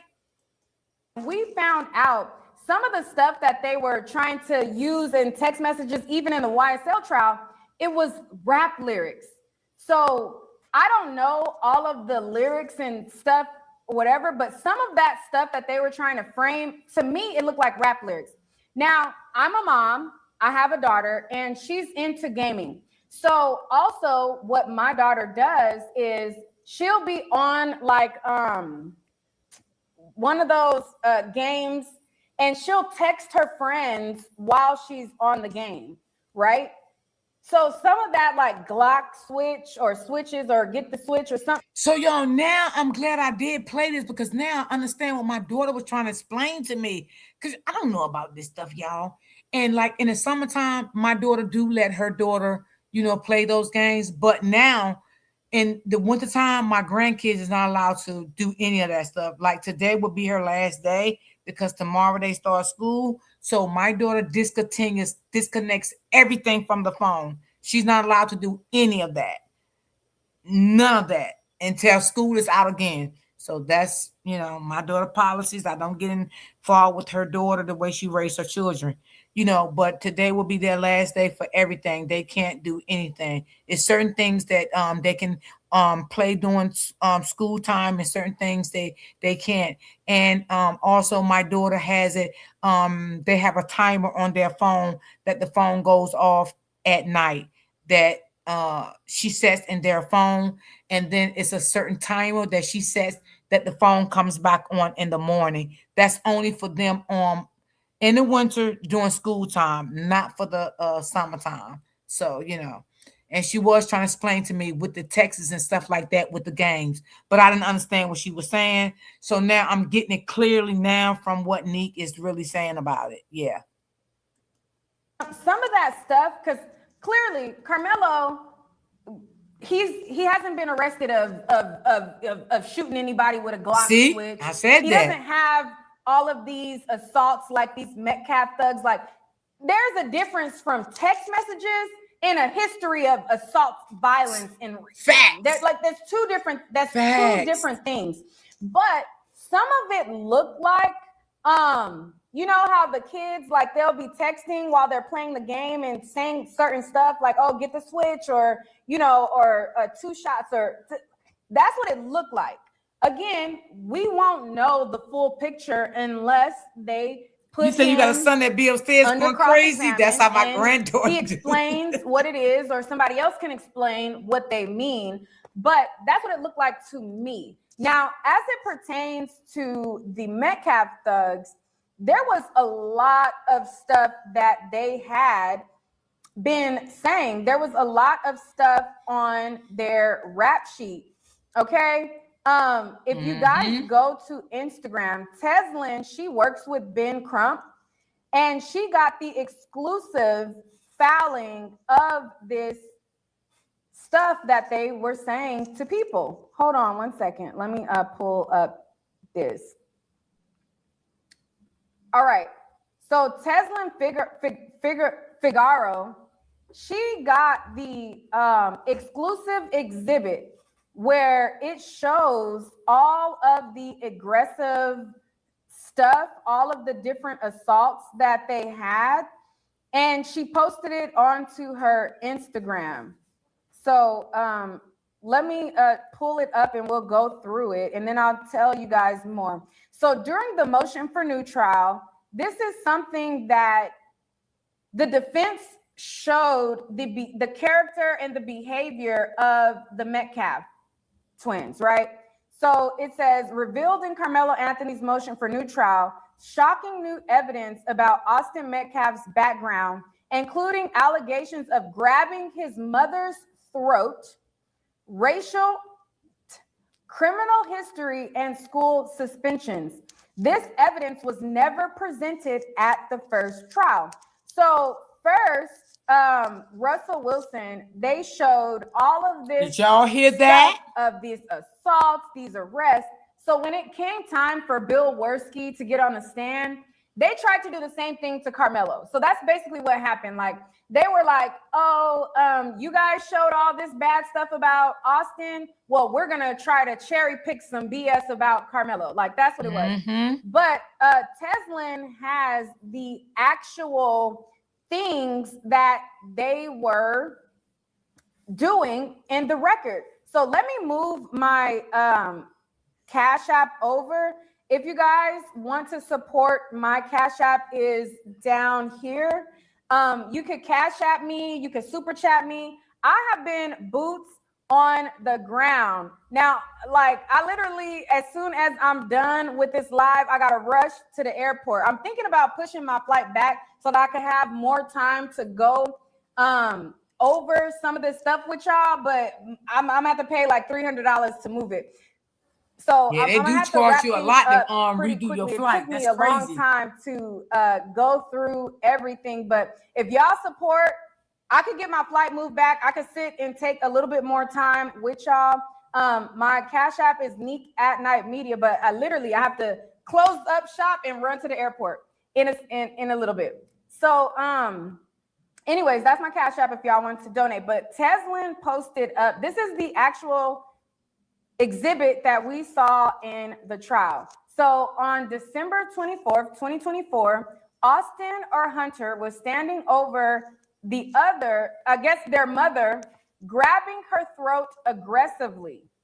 Okay, so they did a cell bright dump of their phone, and they were able to see everything in their phone. So on the phone, they saw that there was a video on December 24th, 2024. They were standing over their mom, grabbing her throat, angry, and aggressively grabbing their mom's throat. Wow. Okay. It says Wow. Austin using the N-word, talking about another student named Keon. Then there was another instance where Austin was using the N-word and his friend made a racist joke. Then there was another instance on there where Austin was using the N-word with the hard R. Then Austin was calling his dad the N-word when he was upset. So it says Austin calling his dad the N-word and asking his dad, can you read? When his dad didn't understand what Austin was saying. Austin calling his dad the N-word after his dad told him and Hunter to take their ADHD medication. Then there was another instance where Austin was holding a butterfly knife saying, come F with me now. Ooh. There was another thing where it says, this is what I was talking to you guys about the basketball game. Karmelo Anthony once saw Austin or Hunter get into, because mind you, they're identical twins. So people mistake one for the other, but one thing is not mistaken is either or is the Metcalf boy. So it says, Anthony once saw Austin or Hunter get into a fight with a kid at a basketball game and can describe knowing that at least one of them are aggressive and prone to start fights. Russell Wilson went into this with a little bit more detail. He said that Karmelo Anthony saw them beating up this kid and they were like jumping him. And then they were like, come on, like who won it type of energy, like who won it? This was like close in time to the y'all hear stabbing. this? So he saw them like jumping kids. So then that break takes you to the track meet where there's all of these kids like, you don't belong around here, boy, get from under our tent energy. And he protected himself. So anyways, then it goes on to the arrest of Hunter and Austin when they used racist graffiti. Okay, so as you can see right here, it says they went somewhere. It's caught on body cam. They have body cam footage of this, and it said AKK kill all black people, and then they wrote the N-word in graffiti, and then it said hell slur. Okay, on there it says they have a picture of the graffiti. Girl, y'all hear this? It says a part of the graffiti. It said Hell Hitler, and then I guess next to it was an upside down cross. It said also this was captured on body cam footage. So on the body cam footage, you can see the officers talking to Austin and Hunter at Sonic after the graffiti incident. Austin said, we did some dumb stuff. We did some vandalism. He said it was only him and not Hunter. Wow. Austin said he used green spray paint, and he is the one that said KKK kill all black people. Logan, which is, I believe, one of the other boys that was involved. I think I remember hearing the name Logan during the trial. It says Logan said they took it a little far with the racial slurs and said he drew a private part, only said both Austin and Hunter but Logan said that Austin and Hunter painted the graffiti. Logan's mom said, I would rather him learn now than in 5 years and I have to deal with a body bag or something. Well, you did, this unfortunately. Is on body cam. When the officer questioned Hunter, he admitted to spray painting the upside down cross. Because remember, they lied at first and said, oh no, Austin said it was just him. He admitted to spraying the upside down cross and the slur, Hail Hitler. The body cam footage of the officer, taking pictures of the graffiti. So they have all of this, which can be shown in a trial. It says the officer they also have a report from the officer for the graffiti incident. It says Austin's criminal history, they have that summarized with multiple assaults causing bodily harm, bodily injury charges, and he had a graffiti charge. Austin, Metcalf, and Hunter received 12 months of probation through the Denton County Community Supervision and Corrections Department for the graffiti incident. All right. It says on their phone, it says Austin messages about killing a student sitting on a bench behind theirs at the track meet. So again, we have another situation at the track meet. Before the situation with Karmelo, they have text messages at a track meet. So you can tell they like starting shit, y'all, at track meetings. They should have been in jail. Different incident. Similar in time, or close in time, they were at a track meet. There was an Hispanic boy sitting at a bench behind their thing. They're sending text messages telling each other to kill that MFer. Oh, Lord Jesus.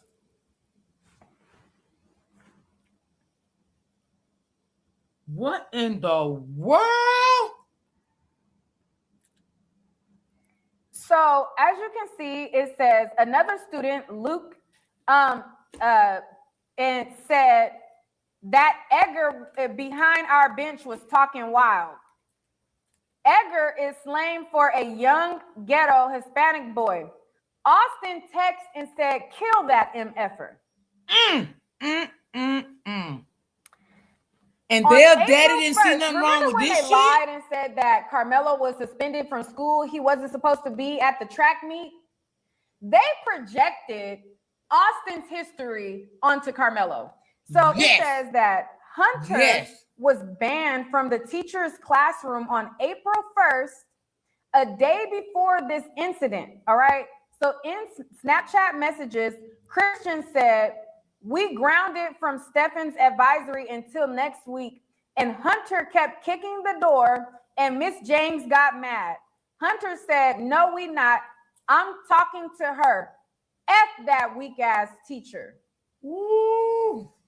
All right. So he was banned from a teacher's classroom on April 1st. All right. So then they have messages where Hunter was talking about jumping kids from Independence track meet at a prior track meet. All right. So it says Hunter said these shitty indie kids talking. All right. These shitty indie kids talking. Independence High School. Sorry, not Indian, but there's a lot of Indians in Collin County. These shitty indie kids talking, referring to Independence High School track students. Hunter then said, let's jump them. Ooh, Lord. And then someone from an unknown number said, someone recorded. And Hunter said, I got it. Now, mind you, in the footage of the track meet of Karmelo Anthony, there's witnesses who saw Eddie Parra with his phone out. According to Eddie Parra, he didn't record the fight or the incident, even though there's witnesses who saw him with his phone out and looked like he was recording. When the officer got Eddie Parra the day of the incident, they didn't go through his phone and really dive into and do like a cell phone dump to get if there was something deleted. All they did, the officer just looked at his phone. Okay, you said that there's no delete. He looked at it and then he gave him his phone back. So, but they have messages where they're telling each other like, okay, we're gonna jump them, we gonna like somebody recorded, all of this stuff. Okay, so then during a February 3rd, 2025 conversation, Austin used the N-word and said, fuck Edwin Parra. And Hunter said, we have 2 N-words, you gonna punt. So I don't know if he meant punk or punch, but it says that you're gonna, or if he meant it in the football terms, like it says, punt. Okay, so they're zeroing in on African-American kids. Now, Edwin Parra, he looks like he's of mixed race. He looks like he's like Hispanic and Black. So Edwin Parra, the boy that was in the center of the Carmelo Anthony thing, they even targeting him like, oh, you got 2 N-words that you're gonna punt. But this to me can mean that you're gonna punk or punch or punt. It says punt, but you know, and it is short for the N-word. During October 23rd, 2023, Austin bullied Tehran, a Black student in class, and used racial slurs. It says on 10/3/23 and 10/19/23, the teacher sent an email saying that the football players in her class were using the N-word. Austin, after instigating for most of the class period, especially towards Tehran, continued to speak in an inappropriate manner. Austin called another student a black ass hoe and bragged about how the coaches would not do anything because he is a starter on varsity. The teacher noted that Tehran gets picked on a lot in class by other football players. Another incident was with them and cheerleaders. Hunter was threatening to hit cheerleaders, and the cheerleaders said that they were scared of Hunter and Austin. So they subpoenaed all records. Y'all, I know I done ran over time, but these boys was some fucking thugs. They were straight gangster. Okay? These was some straight thugs. And let me say this, y'all. The text messages that they put up of Karmelo, because now I do believe it was all gaming, you know, with people. And I do believe they picked out little certain shit to use against Karmelo. And the fucked up part about it, y'all, is Karmelo couldn't defend himself to even say that this was games that I was playing. He didn't understand the law. He didn't understand what was going on. Okay? And again, another thing, I believe they didn't tell his mother the truth. I believe they told the mother that these threats were the day prior, a week prior. The mother still didn't know what was going on, and Papa still don't know. I'm telling y'all.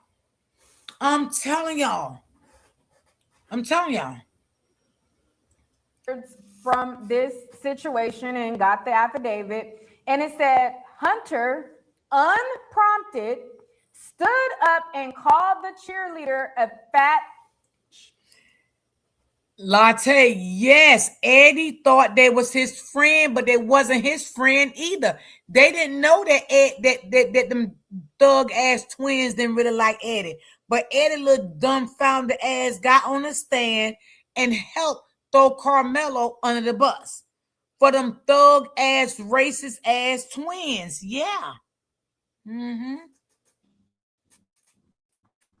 and said his hands were bisexual, meaning that he would not only hit guys but also hit girls. Felt that the Metcalf act out. It says felt the. I guess they felt that the Metcalfs act out time and time again, and felt like their behavior was getting out of hand. Hannah, Lysiak also sent an email reporting the behavior, talked about Hunter's rage being triggered, talked about being genuinely scared of the Metcalfs. Okay? Then it says, during May 2018, Austin and Hunter bullied and assaulted Ashley Jenkins and were arrested for assault. 2018, Metcalf and Jenkins had a shoving incident. Okay, it says document description, May 14, 2018, an incident between Austin Metcalf and Ashley Jenkins marked as Amberly Bergman in the grand jury. This went to the grand jury. Grand jury testimony. It says on May 18th, 2018, Ashlyn Jenkins, a student at Bright. And you think I'm gonna sit here and be the father that know this shit? Come on now, y'all. The father knew this shit. He knew it. He knew what his thug twins was doing. Elementary school was participating in a game of capture the flag. During PE class, while trying to tag Austin Metcalf, she accidentally touched his face. This angered Austin, who then forcefully shoved Jenkins to the ground using both hands, causing her to suffer bruises and pain in her shoulders. Jenkins went to the hospital where she was diagnosed with a deep bruised contusion on her left shoulder as a result of the trauma. The mom of Jenkins stated, Jenkins is frequently targeted for bullying by Austin and his twin brother, both at school in their neighborhood. Cutney wanted to pursue charges against the Metcalfs for assault, causing bodily injury. And the mother said that she felt like this was the last straw. Then on May 24, 2018, Austin was arrested for assault and causing bodily injury. Now, on another incident on indeed, that boy May never 7, went to 2024, Austin and people talking about something. Oh, Karmelo did him wrong. What? He didn't know one day he was gonna meet his match because he was so used to bullying people, y'all. And sometimes them little thugs, you know, when you a bully and you a thug, you know, they never think they're gonna meet their match. Excuse me.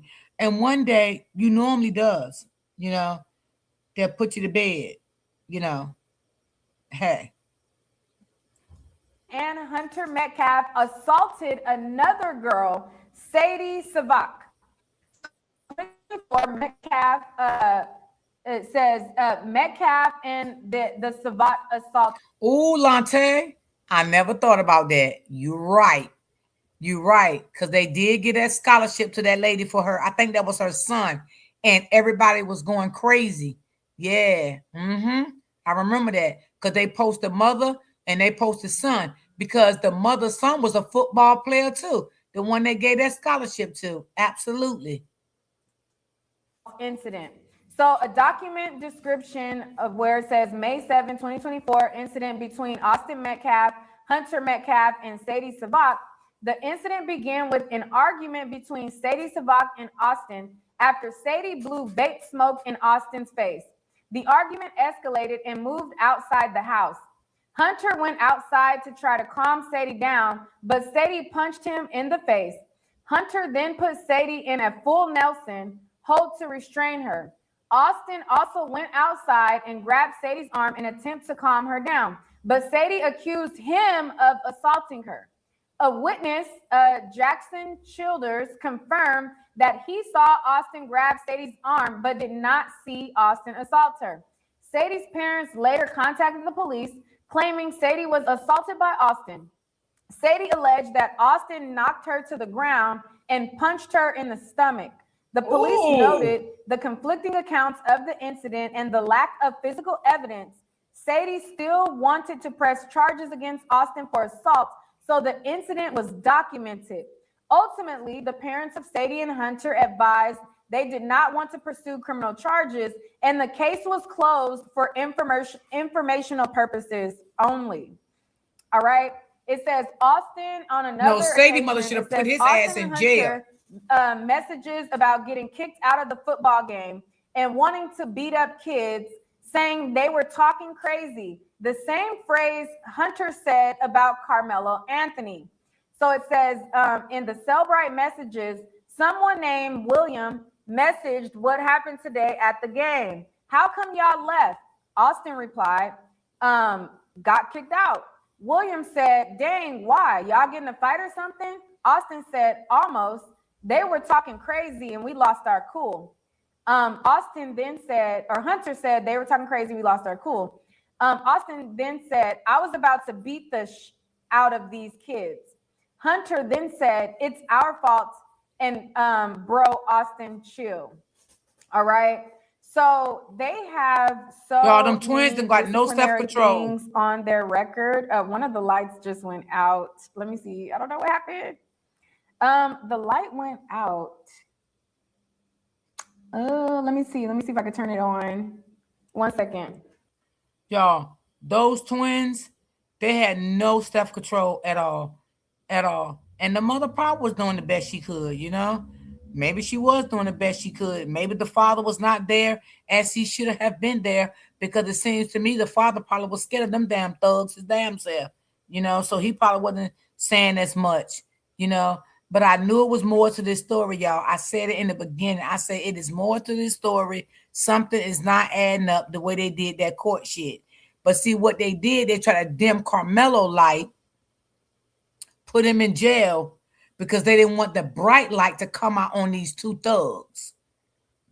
That's what it was. And then they lied about everything. They lied about the game, Texas, and all of that. They lied about that, you know. And that's why I say it needs to be a different prosecutor, judge, and everything to go back and look in those evidence and everything again. You know, I don't know if they can do that, but all this stuff needs to be redone again.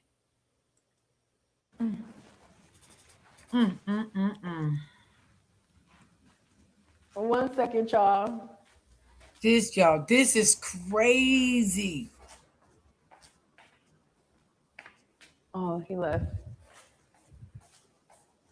The light went out. Maybe, hold on, let me try to move the other one closer. How do you, can I make it brighter? The other one?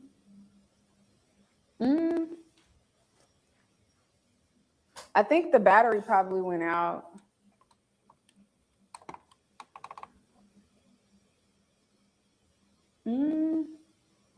I don't know how to work it. Okay, whatever. The light went out. The light went out. But anyways, so it was a whole lot going on. Let me see if I could come full screen.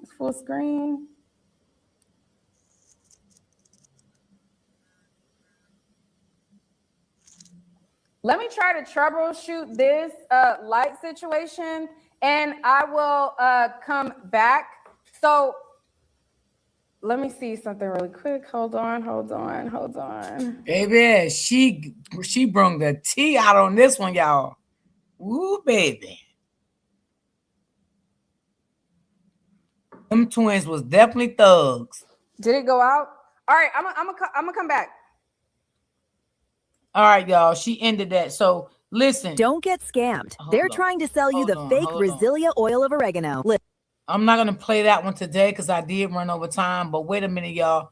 Because I did want to see something right quick when it comes to Nolan.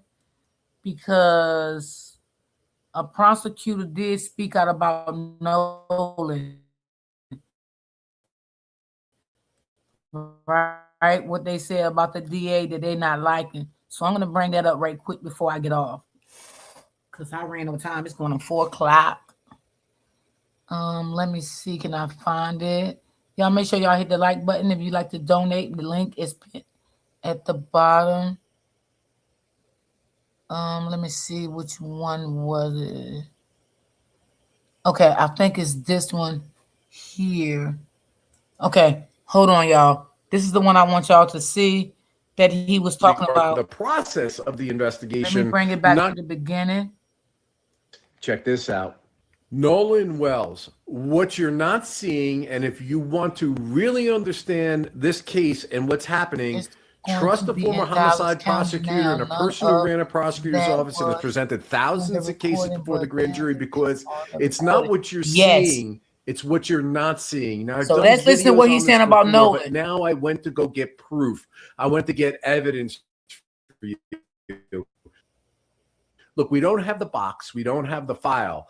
So we don't really know everything that's going on, and I don't have a horse in the race. Let me just say it right now. I'm delivering information based on 31 years of experience, but I believe the community is being misled and thrown off by two things. One, the prosecutor's refusal, hiding behind ethics rules that I don't agree with apply, in giving us any information with regard to the process of the investigation, not grand jury deliberations. That's in another video. You could take a look at it, because I believe that she would be allowed to give us information.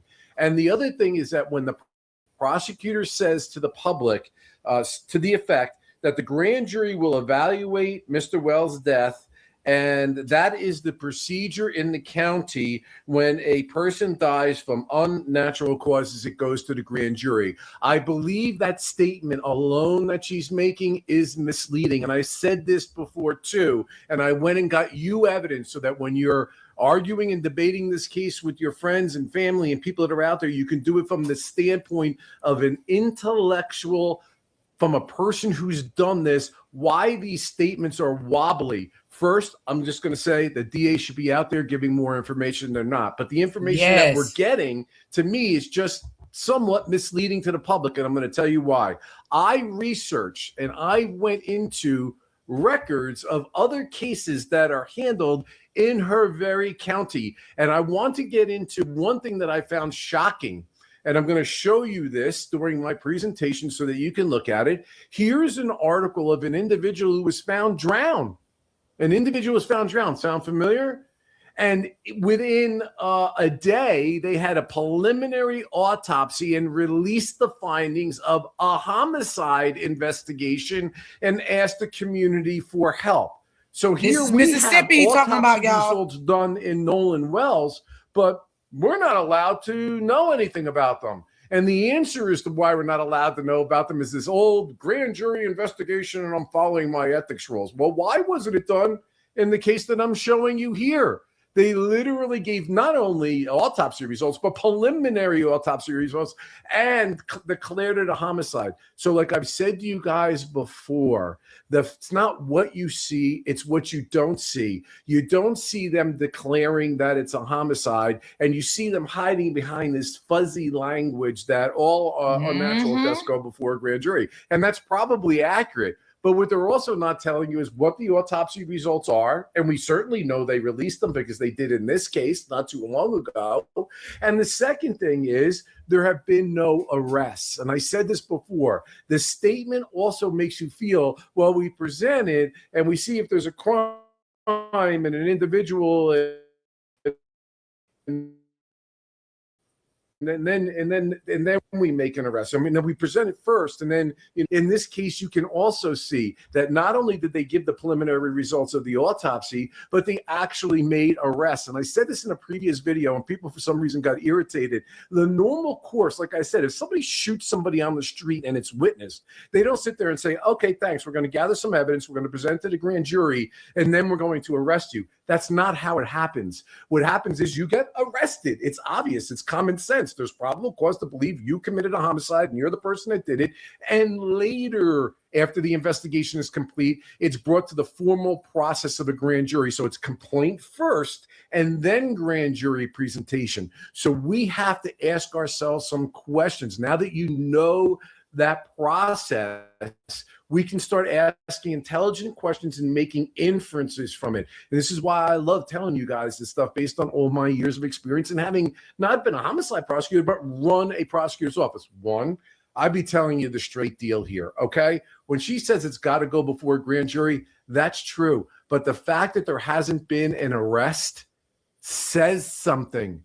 What you don't see is saying something. The fact that we don't have the autopsy results telling us there's a homicide and asking with anyone with information to come forward. I told y'all I believe they hiding something from Nolan. Yeah, I do believe they know something is wrong, but they don't want to arrest those boys. I believe him. Yes, it's fishy. And I've been kept saying it was fishy. Something is not adding up with Nolan's story. It don't take this long. Detectives and the DA, they work together as a team. By now, it should have been an arrest, just like he said. It's not what you see, it's what you don't see. You don't see them like they did in the other case, telling you it's a homicide investigation. So what is the DA, Angel Myers McGrath, left with? Well, she has to present it to a grand jury because that's the requirement of the county. That part of what she's saying is 1,000% accurate. She's quote unquote stuck with doing that, even though she has not determined that, in my opinion, there is a homicide. Otherwise, we would have known it. There's no reason Nolan Wells' autopsy results cannot be released in light of the fact that they've released them in other cases. And two, there's no arrest. So that also explains, let me just tie it together from my other videos, and you're free to go look at them.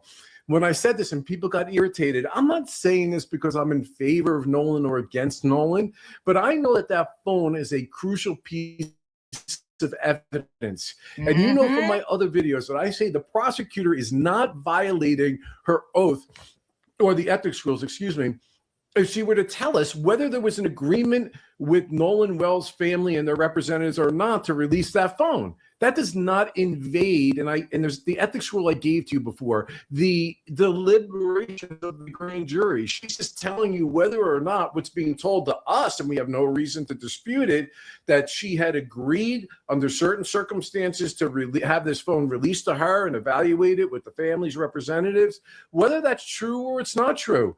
Because now the public is left with, what is going on with this DA? What is going on with this investigation? And now we have somebody that's cited from People magazine that's also confirming, who worked within that office, that if they had a suspect, they in fact would be pursuing an arrest of that individual as well before the presentation to the grand jury. So I think that we have also insider people that work there as well. So why is all of this being like kind of weird and fuzzy, and why is she not speaking? And when she does speak, by the way, in the People magazine, may I add, sorry for going around a little bit, the sheriff talks about how there have been dozens of witness interviews done in the Nolan Wells case. Wait a minute. I thought we weren't allowed to talk at all about what's going on in the investigation because of the citation of that ethics rule. But yet the sheriff who's investigating the case is saying they've done dozens of interviews.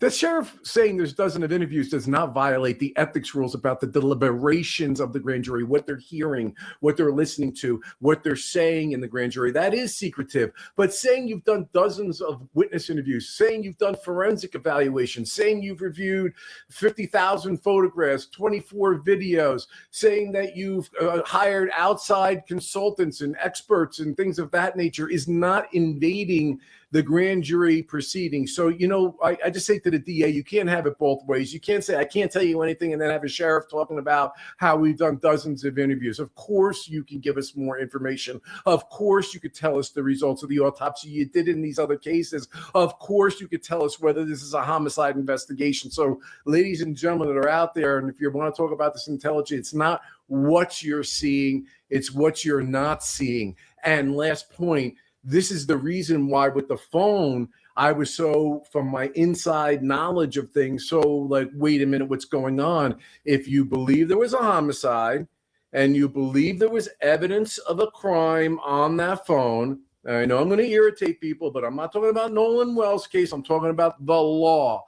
The law says you can apply to a judge under the Fourth Amendment, tell the judge your articulable facts, as they call them, as to that there could be evidence of a crime, maybe a cover-up of a crime. We heard there could be deleted information or not. We don't know. Nor is law enforcement supposed to have a divining rod and a crystal ball and know what's on that phone. They would be able, if they said it's a homicide investigation, we believe there's evidence of a crime on the phone, you'd get a warrant like that. Facts. I'm telling you, from having been on the crime scenes, from having gotten victims' phones and defendants' phones and data from a communication data warrant. I'm trying to dispel some things that people say. We get these things almost instantaneously. So the fact that the prosecutor is not in possession of the phone, I don't want to hear the family doesn't trust law enforcement. It doesn't make a difference. If they have probable cause to believe that there's a homicide or there's evidence of a crime on that phone, the government can apply for a search warrant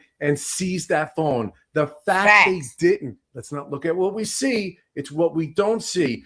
Again, reiterates to me that they don't believe that there's evidence of a crime on that phone or that there's even a crime that's been committed in the first place. Hear me out here. This is what I believe, that the autopsy that they're not releasing in the Nolan Wells case for some mysterious reason while they're releasing it in other cases, and when they release it in other cases saying, give us information about a homicide, that's not happening here, is telling us, screaming out, this prosecutor has made a determination, at least as of today, that there has not been a crime committed with respect to Nolan Wells, and that the presentation of the case to the grand jury is only being done because they have to, pursuant to their rule. Last point about grand juries: there is no judge, there is no defense attorney, there is no representative of the victim's family. As they like to say, the grand jury is the prosecutor's playground. They also say this phrase: you can indict a ham sandwich, which means it's easy to indict because you hold all the cards and the information that gets to the grand jury. Can the grand jury ask questions? Sure, they can. Typically speaking, they're following along what the prosecutor's doing. So you can indict a ham sandwich. In other words, it's easy to indict a person. And you know what's also easy? Not to indict a person too. And then you can sit there and say, I'm not saying it's happening here. I don't want to attach negative motives to this prosecutor. I'm just telling you the way the world works.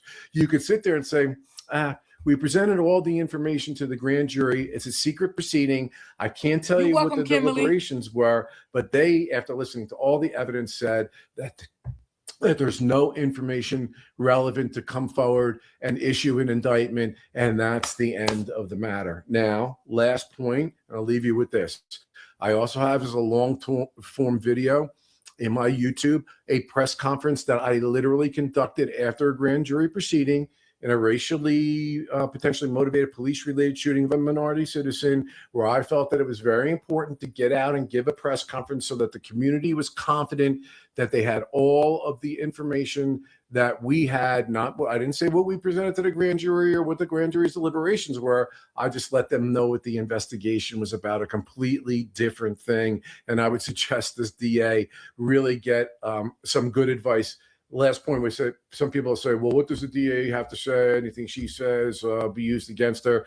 There are literally places where, like the FBI in Quantico used to have a unit where they talk to prosecutors and train them specifically on how to handle public relations in high profile cases. So, Madam District Attorney, you certainly can reach out to me, but if you don't want to do that, I would suggest that you reach out, because you have to understand, it's not just about the integrity of your investigation. That's the number one thing, of course, but it's also about the public's belief in the integrity of the people doing the investigation. If you like this content and you want to know more, people are like, we love you, and then the next day they don't love me.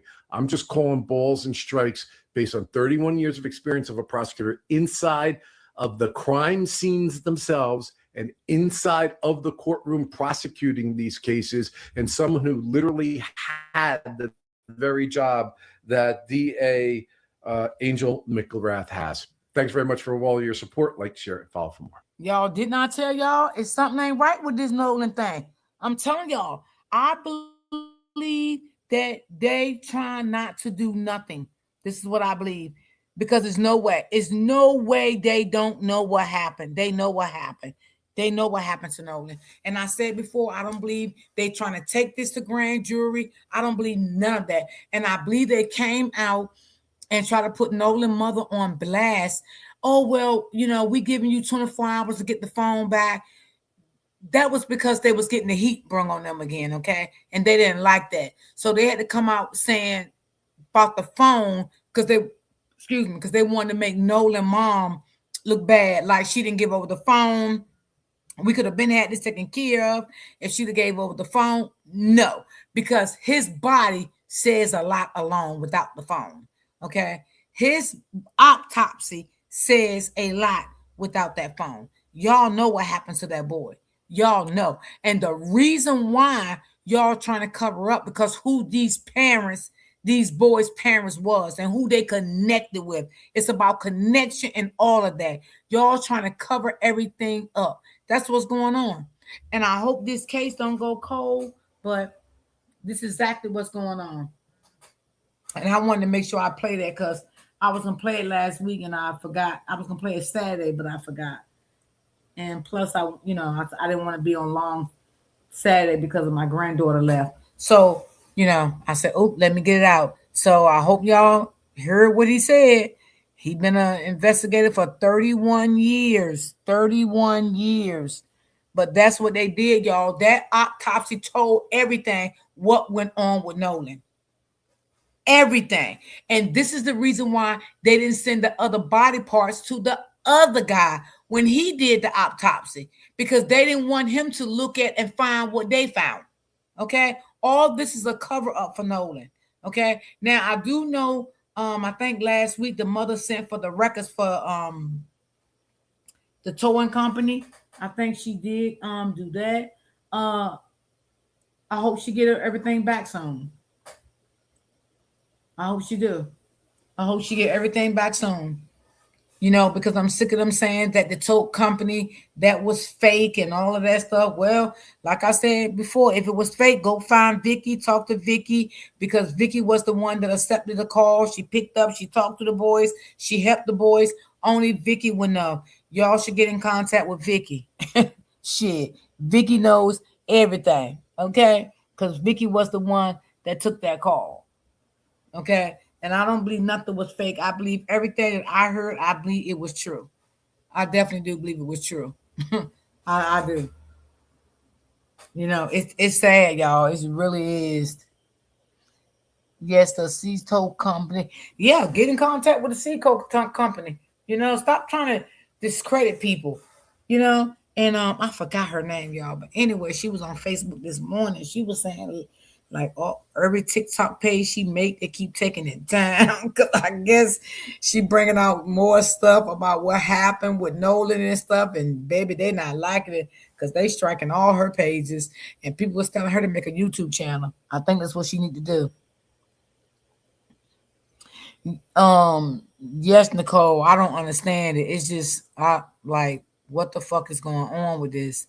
I never seen it take this long, and people be like, "Oh yeah, it can take 3 and 4 months." Nah, fuck that shit. That report came back already. Now, if anybody want to believe that this shit ain't back yet, y'all go on and believe it. But I would never believe that. No, I'm not gonna believe that. No, no. Come on, this happened July the 4th. We going on September in another week, I think, and maybe some days or whatever. Okay. No, I'm not gonna believe that shit ain't back. Do I believe they doing their jobs? Absolutely not. They're not doing nothing.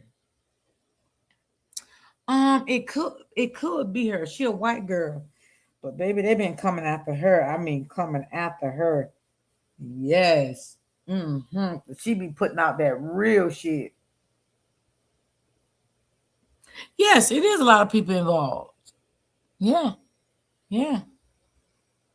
Yeah. And I hope, the mother and them don't give up.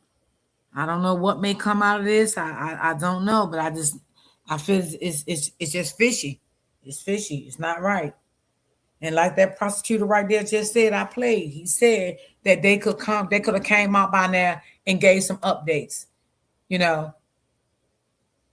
But they want to act like they're doing things so professional and and this and that. No, y'all are sneaky snakes and liars. And y'all taking up for them boys. And don't act like y'all don't watch certain shit on these social media sites. Cause I definitely believe that them law enforcement, they be watching them lawyer channels and shit like that. Oh yeah, I definitely believe they do that. Yeah, they ain't gonna say it, but they do. But I hope Christina keep going until you can get justice for your son. It's sad that the her she don't even know what her son autopsy was. That is so sad. That is so sad. Going on 2 months, and this lady don't even know still what happened to her son. She just buried her son and still don't even know what happened to her child. And they got her child body parts somewhere. The throat, the stomach, you know. Yeah. Mm-hmm. That's sad. That's sad. But y'all, I'm going to get up off of here. It is after 4 o'clock. I ran over my time today. Y'all make sure y'all hit the like button. And I'm going to get on up out of here. And we'll see. We'll see what's going on. So I love you guys, and I will see you guys tomorrow on my next broadcast. If y'all like to donate, y'all are more than welcome to donate to my channel. And I will see you guys tomorrow. And I enjoy all of you guys. I enjoy all of you guys. I love you guys. I will see you tomorrow.